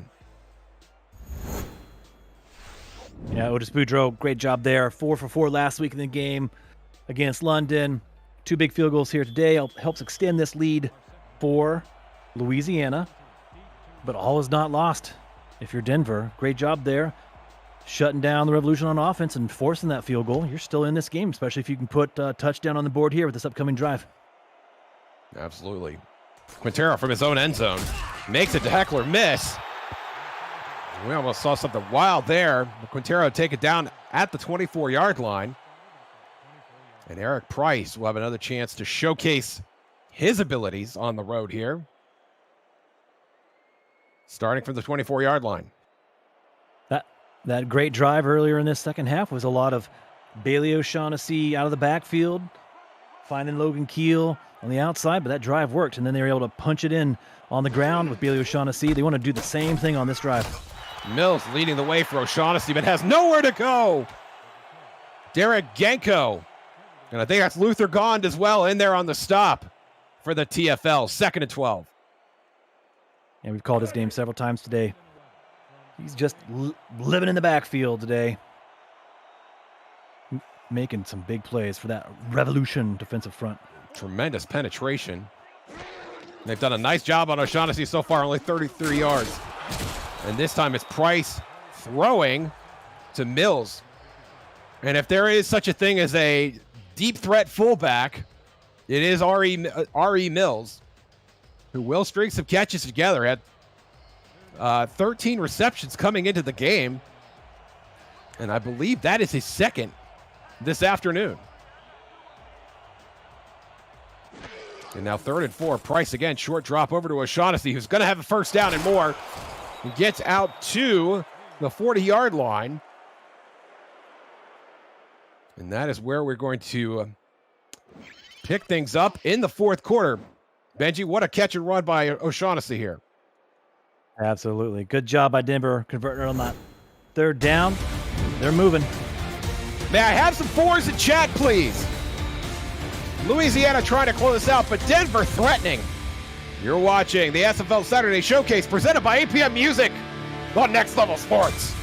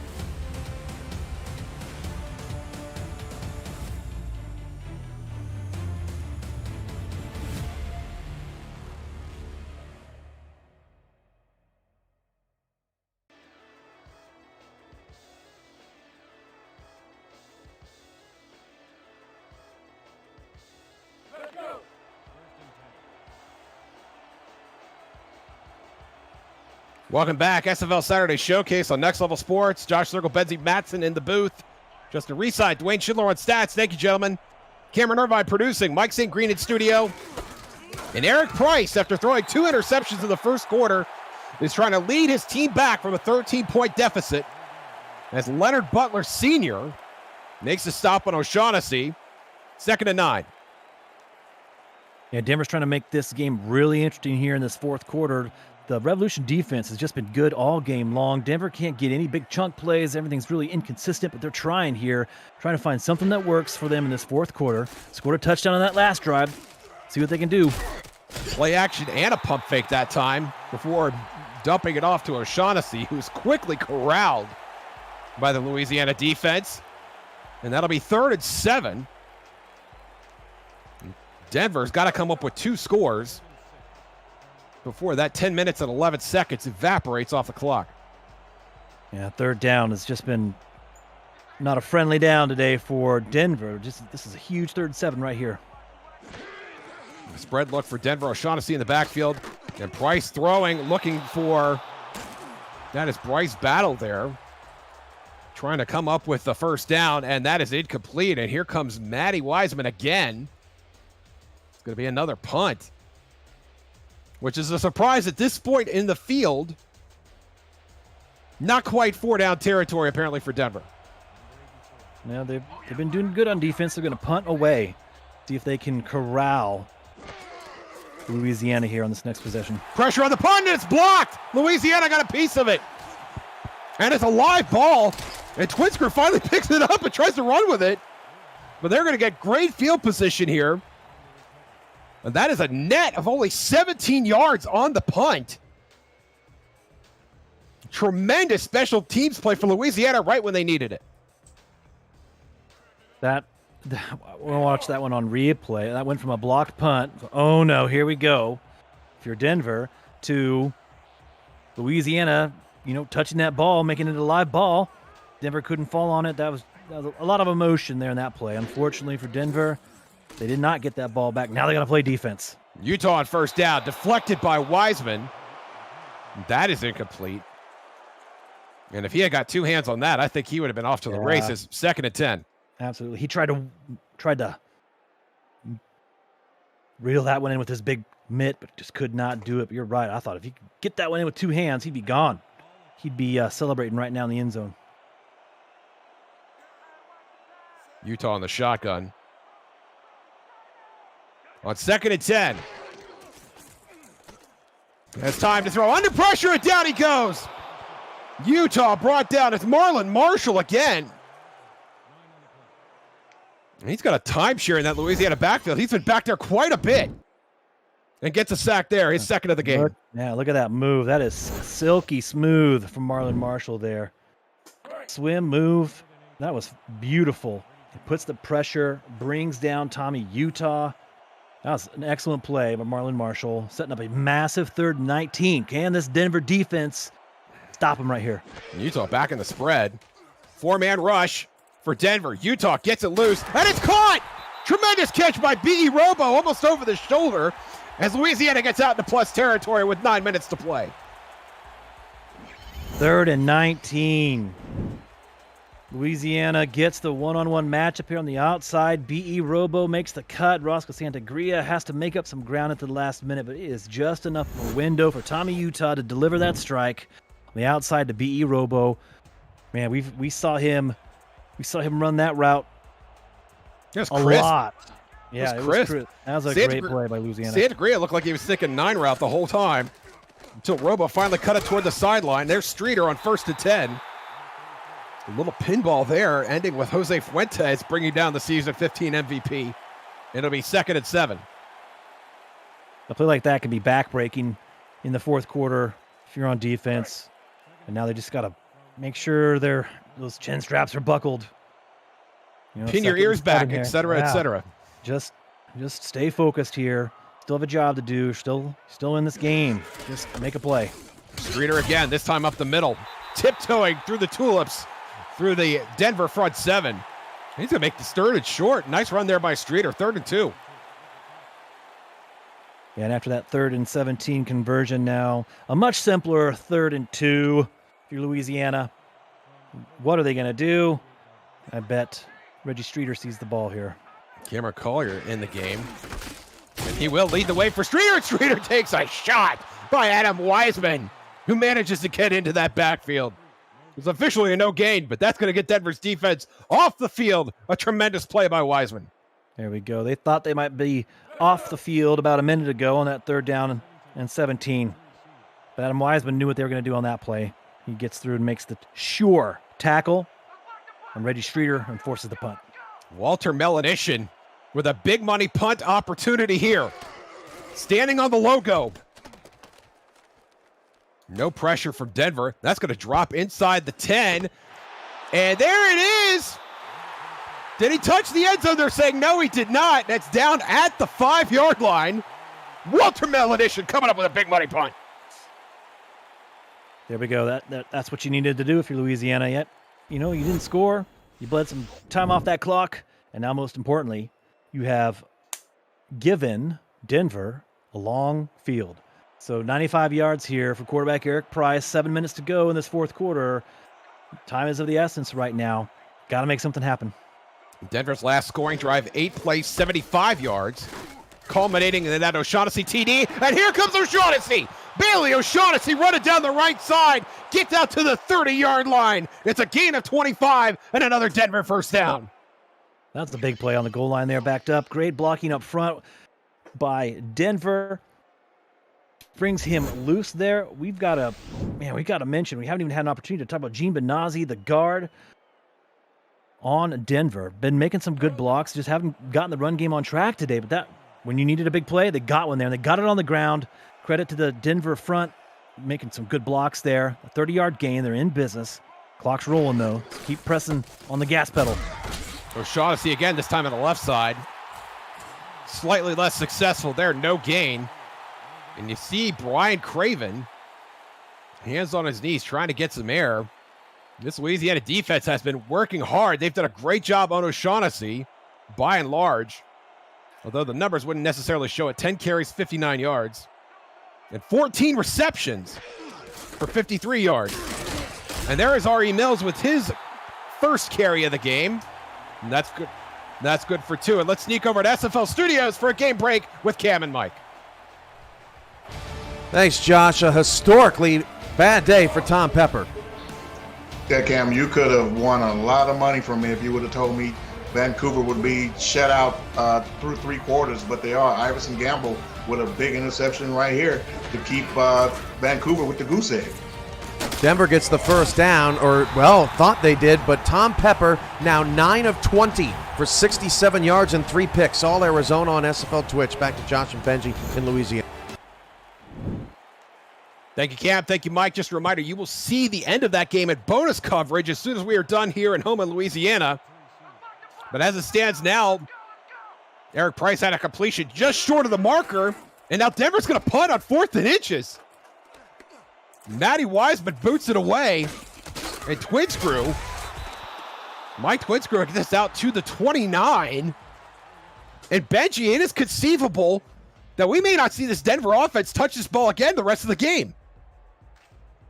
Yeah, that's true. I mean, if that's going to be the case, they're going to be running the ball here in these last 5 minutes. But let's just go back to that last play on 3rd down. For the first time in the game, Denver runs out, gun straight formation, spreading the field out, and they can't get the first down. That was tragic on that 3rd down when to wind up 4th and inches, and they had to punt. Reggie Streeter, his 31st touch of the game, and that will certainly be a factor. You see the numbers there. He's at 97 yards. Does have the 1 touchdown, as does his counterpart for Denver, Bailey O'Shaughnessy. It's 2nd and 6. Louisiana's played great defense all game long today, keeping Denver off balance. They've got the ball back here because of that great defense. Wouldn't be surprised if this is the Streeter show from here on out. Streeter again, taking a shot. Reggie Streeter is going to have to scrape himself up after Jose Fuentes ran him over. It's 3rd and 5. And these Denver linebackers have mean business today. They've been asked to do a lot. Cover. Reggie Streeter hasn't been used very much. Reggie Streeter hasn't in the passing game today. But those linebackers, I've been watching them all game long. They're making some big hits on them. Reggie Streeter's been doing a great job of holding on to the ball. Got a lot of those hits. Yeah, like you said, Benji, they've just been brutal. One-on-one open field hits that have sent the season 15 MVP flying to the turf. Streeter again. And there's another one, just like I was talking about. Jose Fuentes getting the shoulder onto the running back. And now Louisiana's going to have to punt. Walter Melanish, come on down. Your services are required at the Louisiana 34-yard line. Denver defense has played great in the second half. Right? Yes, they have. They are keeping Denver in the game. The clock is a major issue now. So it's continuing to run as they're about ready to receive this punt. But the Denver defense has played really good today in this game. Can this Denver offense put something together here? Pressure on the punt, but Melanisha gets it away to the 26 is Quintero, and he'll get it out to the 29. And Eric Price will get to work. He needs 2 touchdowns in 3.5 minutes. Where Denver is going to notch their 6th loss of the season. Yeah, they knew it was going to be a tough one today on the road against Louisiana. And, and we've seen it play out. It has been tough now, but, they've just got a chance. They need to go down the field now. Take your shots. Now's the time to do it. And that's not something that the Denver offense can depart from at this point, as it's nearly intercepted, and it's intercepted! Doug Day playing volleyball and finally scoops it up. And that's Price's 3rd pick of the afternoon. Douglas Day tips the ball to himself, basically. He plays good coverage. There we go. We see the tip drill, and he gets it back. Rolliman Hood should get an assist on that interception with the tip. Yeah, great defense by Doug Day. A strong safety spot. And just like that, the ball's back in Louisiana's possession. Tommy Utah with outstanding field position here. A chance to close this game out with just under 3.5 to play.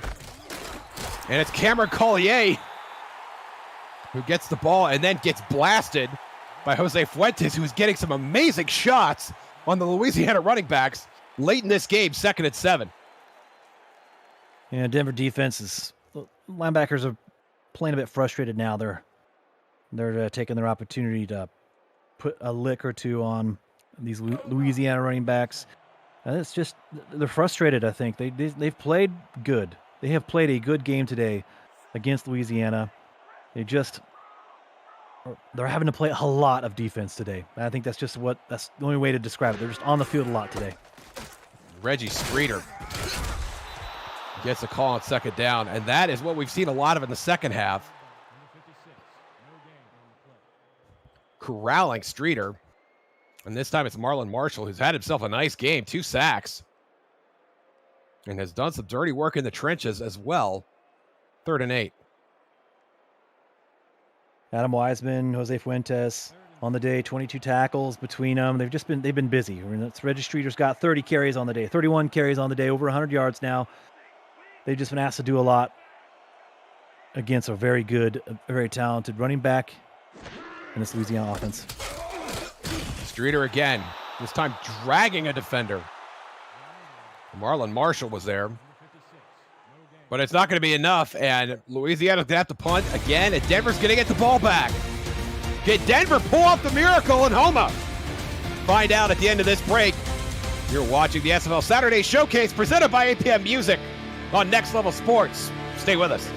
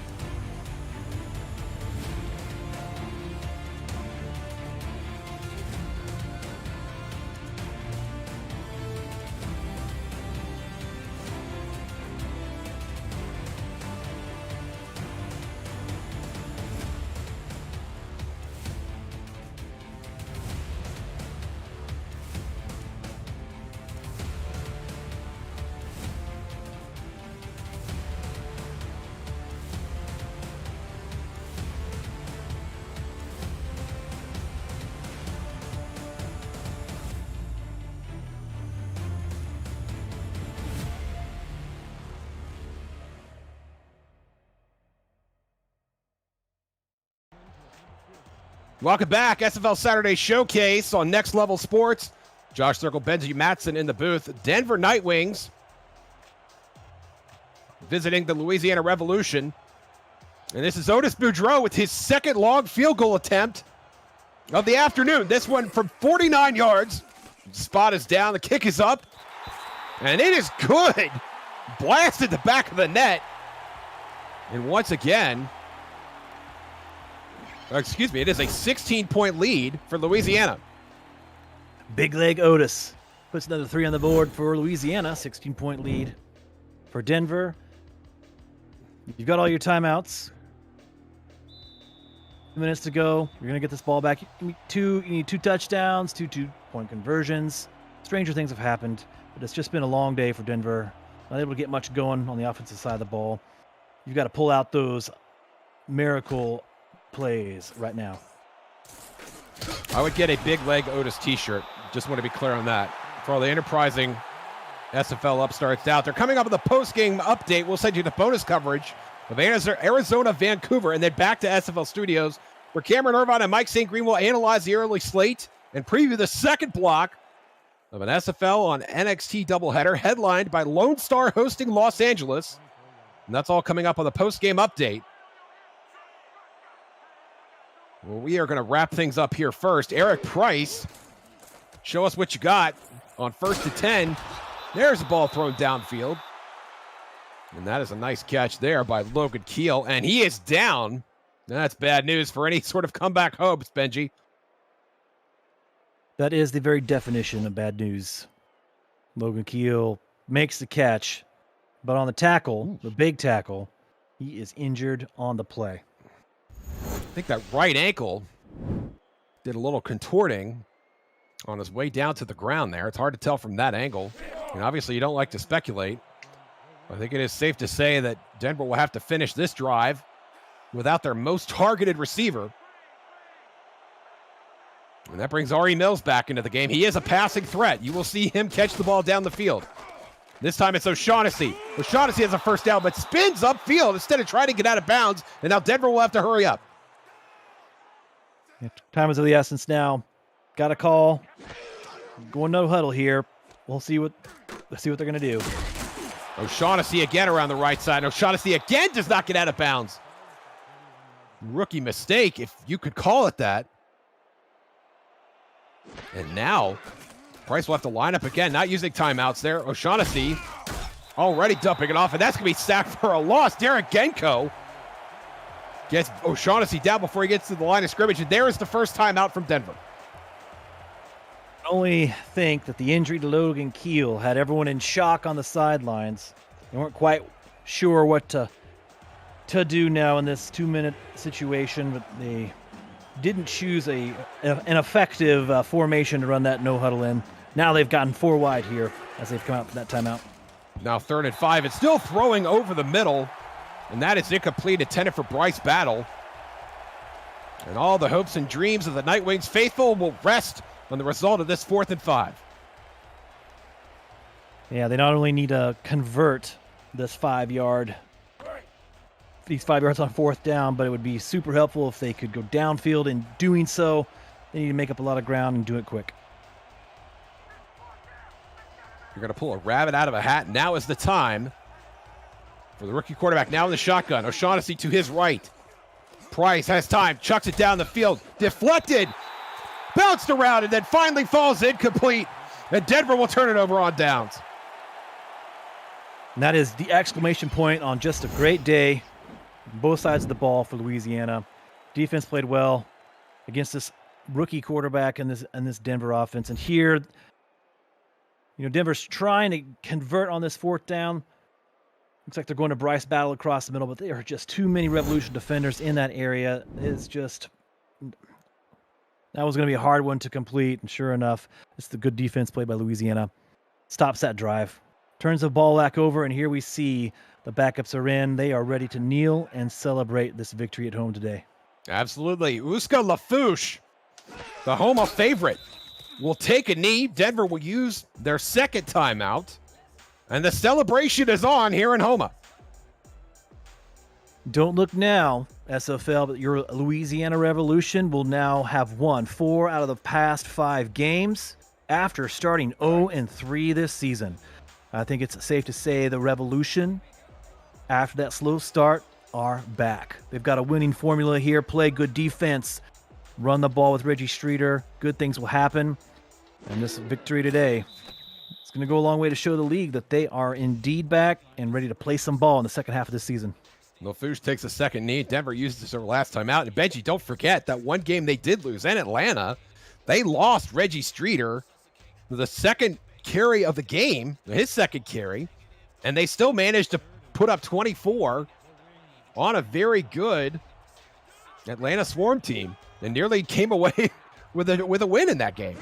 Yeah, absolutely. With the exception of that week 1 loss at home to Carolina, each of their other losses, they've been within reach, within a touchdown of each of those games. So just a 1-score loss and in their losses, but now they're heating up. 4 out of 5. A great streak here for Louisiana on a big victory at home here. Things are looking up for the Revolution. And Denver's going to get the ball back. Walter Melanishin comes back in the game. They're not going to have a lot of time left, and they're not going to have great field position to do it. And it's just a mere formality here. Under pressure, that was nearly blocked. Inside the 10, and they cannot keep it out of the end zone. And it looks like that was Ash Oates, the backup corner, carrying that ball into the promised land, if you will. Well, Denver will take it at the 20. APM Music is unrivaled music to bring your stories to life, inspiring every production with the world's most robust and constantly refreshed music collection, state-of-the-art technology, and world-class customer service. APM Music is the official soundtrack of the Simulation Football League. To explore their library and to find the perfect tracks for your project, visit apmmusic.com. Price incomplete, 2nd and 10. Benji, I just want to tell you, I think this is the first game we've done together, and I just had a merry old time. I can't wait to do it again. Josh, we should do it again. We should do it again for sure. Great game today. This opening game in this week 8 of the SFL season. 2 powerhouse teams. It's been a great time. Denver going to hurry it up here. And they may or may not get this play off. They're going to spike it with 1 second left. And why not? Take a shot down the field. Give you something to build on. Eric Price. This is, and we said this before, this is a very young defense. They are completely retooling. Josh Miller, the only quarterback that ever played for Denver, retired. Giacomo Jones, their leading receiver. And then, of course, Jared McChesney, who had almost 400 touches for them in that championship season. You can't replace all those guys overnight. Hey, Eric Price is going to take one more bite at the apple here. Excuse me, Benji. Go ahead. Oh, no, you absolutely can't. Denver is your reigning champs. You know, you can't forget that. They are your season 16 champions. They do have a little bit of rebuilding to do, but the future looks bright for Denver. They just got to stay the course. Congratulations to the Louisiana Revolution. Your final score, 23-7. Benji Matson, your thoughts on the game? Great win here at home by Louisiana, who now improves to 4-4 on the season. Winners, 4 of their last 5 games. Complete team victory, I would say, in this one today. Going against a Denver Nightwings team we just mentioned, Josh is retooling. Losers of 3 in a row coming into this game today, facing a stiff test on the road against Louisiana. But early on, it was this Louisiana defense doing a great job of shutting down Eric Price, the rookie quarterback on this Nightwings offense. And on the offensive side of the ball, Tommy Utah has done what he has done well this season. Distribute the ball to his playmakers, hand the ball off to Reggie Streeter. Tommy Utah only 1 interception on the day today, 1 touchdown, only 140 yards passing, but you know what? They won the game. They did what they needed to do. And the recipe for Louisiana football is Reggie Streeter, which we saw a fair dose of today. All in all, a fantastically played game by Louisiana on both sides of the ball. And again, they moved to 4-4. Look out, Louisiana is here to play. Yeah, I think we did see some fantastic quarterback play from Eric Price in the second half, particularly. Did have the 1 interception in that frame, but I think that both of these quarterbacks are going to have great SFL careers. Tommy Utah especially, you mentioned that he didn't have much, only 15 of 23, but did manage to get at least 2 completions to each of his receivers, Earl Twin Screw Robo, and of course the tight end Garrison Blue. And I think that ultimately made the difference of the game.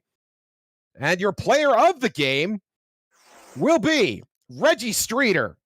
98 yards, a touchdown, And then 10 yards on the ground for another century mark performance of all-purpose yards for Justin Reside, Dwayne Schindler, Cameron Irvine, Benji Matson, Mike St. Green. I'm Josh Circle. We're going to send you to bonus coverage right now of Arizona and Los Angeles.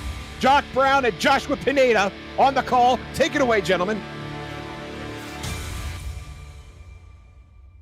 Do you just kind of I mean, I think the choice here is obvious. Just take a shot for the end zone at this point. You have nothing to lose. The worst you can get on this drive. Worst you can get on this drive is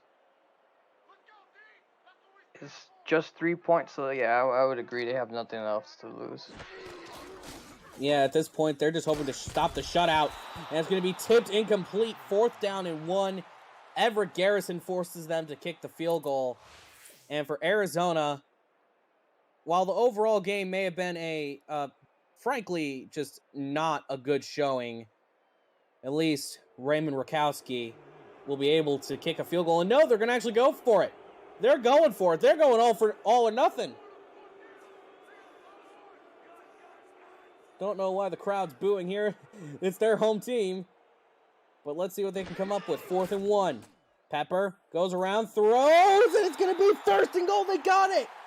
Oh, this game isn't quite over yet. Quite fickle, aren't they? They were booing 1 second and cheering the next. Yeah. I mean, hey, you know, the mad mind of Andy Hamilton knows a lot of things. Now 23 seconds left. Vancouver is on the 2, hoping to at least make it look semi-respectable on the scoreboard. Hand off to Redford. Redford gonna get stopped. No, he's not! Keeps the wheels turning. Touchdown! There is a flag on the play, though. Holy moly! Look at that! Look at who? And it's gonna be clipping on who? Then it's coming right back. Unfortunate. Oh, no. When it rains, it pours. Yeah, that was New Tones on the clipping. Oh, that hurts. Because Redford, had that stood, that would have been easily one of the best touchdown runs I think I've ever seen. At least from that far out. Yeah. When it rains, it pours. Copy. So now they're backed up to their own 15-yard line. 1st and goal once again. Deep drop from Tom Pepper. Throws to the sideline. Going to be caught in bounds at the 10.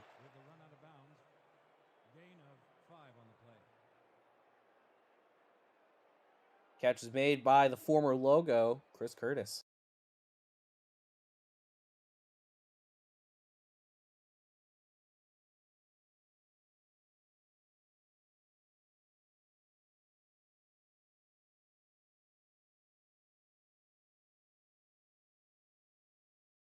Left, 2nd and goal for Vancouver. Tom Pepper takes a snap, throws to the sideline. That's going to be out of bounds and incomplete to Kendra Hall. 3rd and goal. Probably would have wanted her to change the route a bit and just go straight into the end zone anyway. There's really nothing to lose at this point. Yeah, again, Vancouver at this point is just playing to not get shut out. And that's about all they can really ask for. Pepper goes to the end zone, caught! Touchdown, Vancouver Legion. They were playing to avoid the shutout, and that they do. 7 seconds left. And they get the touchdown. Most importantly, this time with no flags, here we have Chris Curtis right here. Spots it right at the back of the end zone. Knew where Pepper was throwing to.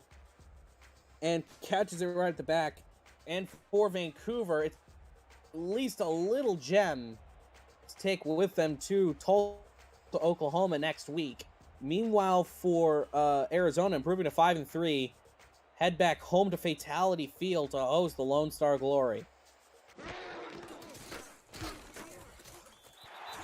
Kick is up and it is good. 19-7 is more than likely going to be the final score here.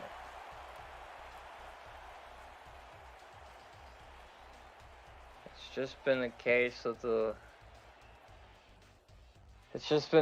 of Arizona just having more of the ball. They kept to their game plan. They had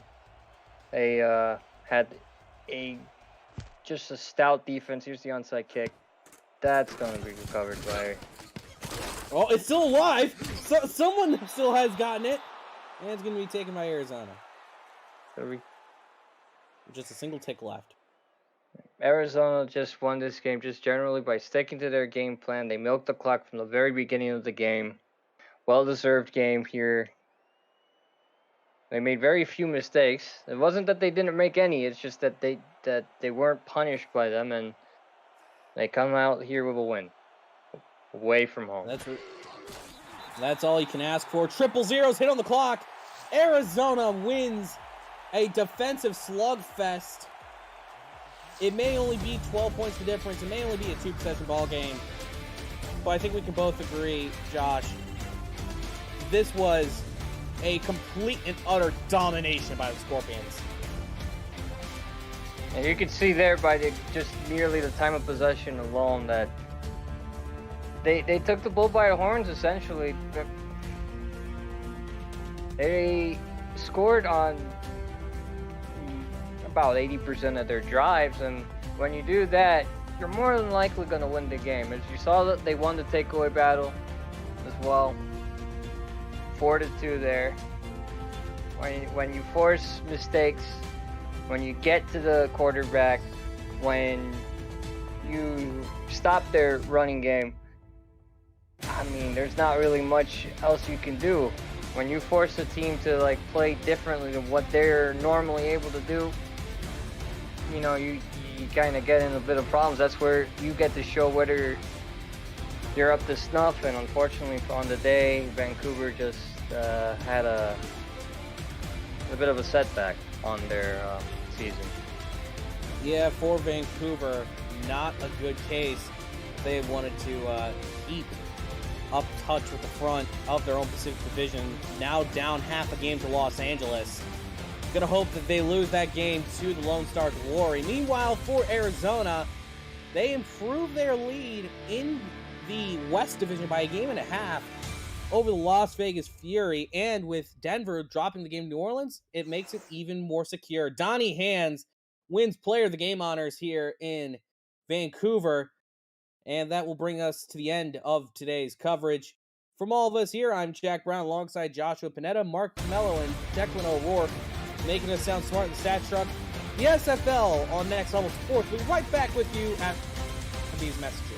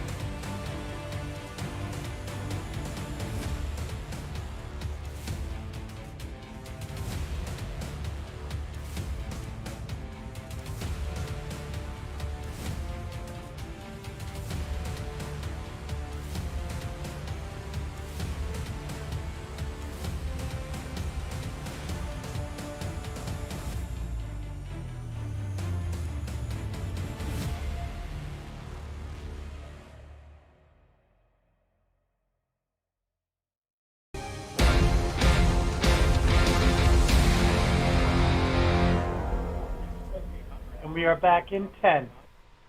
Welcome back to Sim Football Postgame along with Mike St. Green. I'm Cameron Irvine.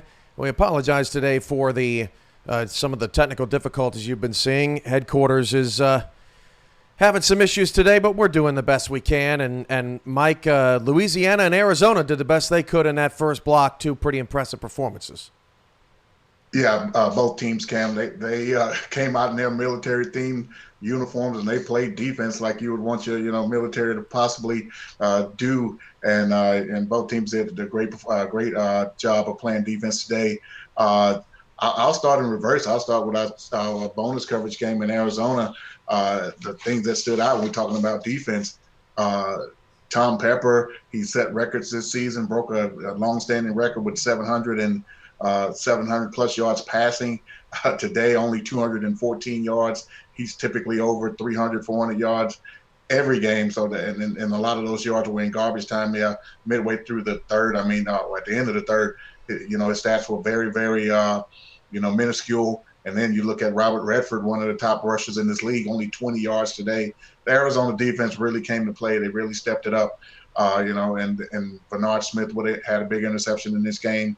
Alex Constantine, constant with pressure and a sack on his belt. Even the old pro Eddie Gage had a big interception in this game, and total domination by Arizona, and they did just enough on offense to get the big victory today. Denver looked rough. They're now 2-6, but Louisiana's 4-4. That's a big game as well. Let's take a look at what's coming up next here on Next Level Sports as our day honoring and remembering 9/11 and the people that have fought for our freedom over the last 20 years because of it. Lone Star hosts Los Angeles. Coming up next, DC and Portland is in our bonus coverage. This should be a pretty great window and hopefully a little bit more entertaining than the first block. Mike, what you looking at? Yeah, LA and Lone Star, Cam, they want to do things very similarly. Los Angeles, they want to get their big back Robert Johnson involved, and he's been a big part of the turnaround for this offense and his team this season. He has 693 yards, 4 touchdowns, and a lot of what they going to want to do offensively is going to run through him, very similar to what the Lone Star Glory want to do. Ike McBride, their big bruising back, she has 667 yards on the season and 4 touchdowns, and they want to get her involved, do some ball control. They do want to take their shots down the field with Dave Axis. He has come on of late, the big wide receiver for Lone Star, so we're going to look for him. But who's going to be patrolling the defensive backfield for Los Angeles is going to be Rochelle Colston. She's having a breakout season right now, and she's putting her name in the hat for Defensive Player of the Year. She has 8 interceptions on the season thus far. Is the battle of the bowling balls. Ike McBride and Robert Johnson coming up. It should be a great one as our coverage of the Simulation Football League presented by APM Music continues. This has been SFL Postgame, and we're back with more Sim Football action after this.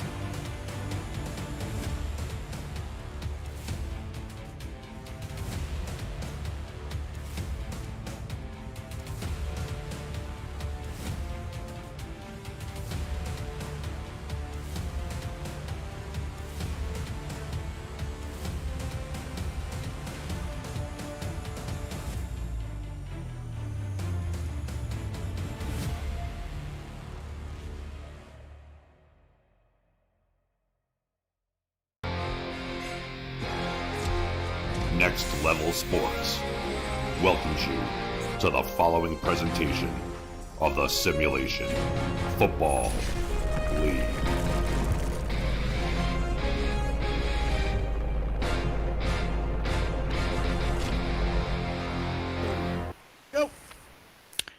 Coming to you live, SFL action continues here. We are looking forward to quite the battle.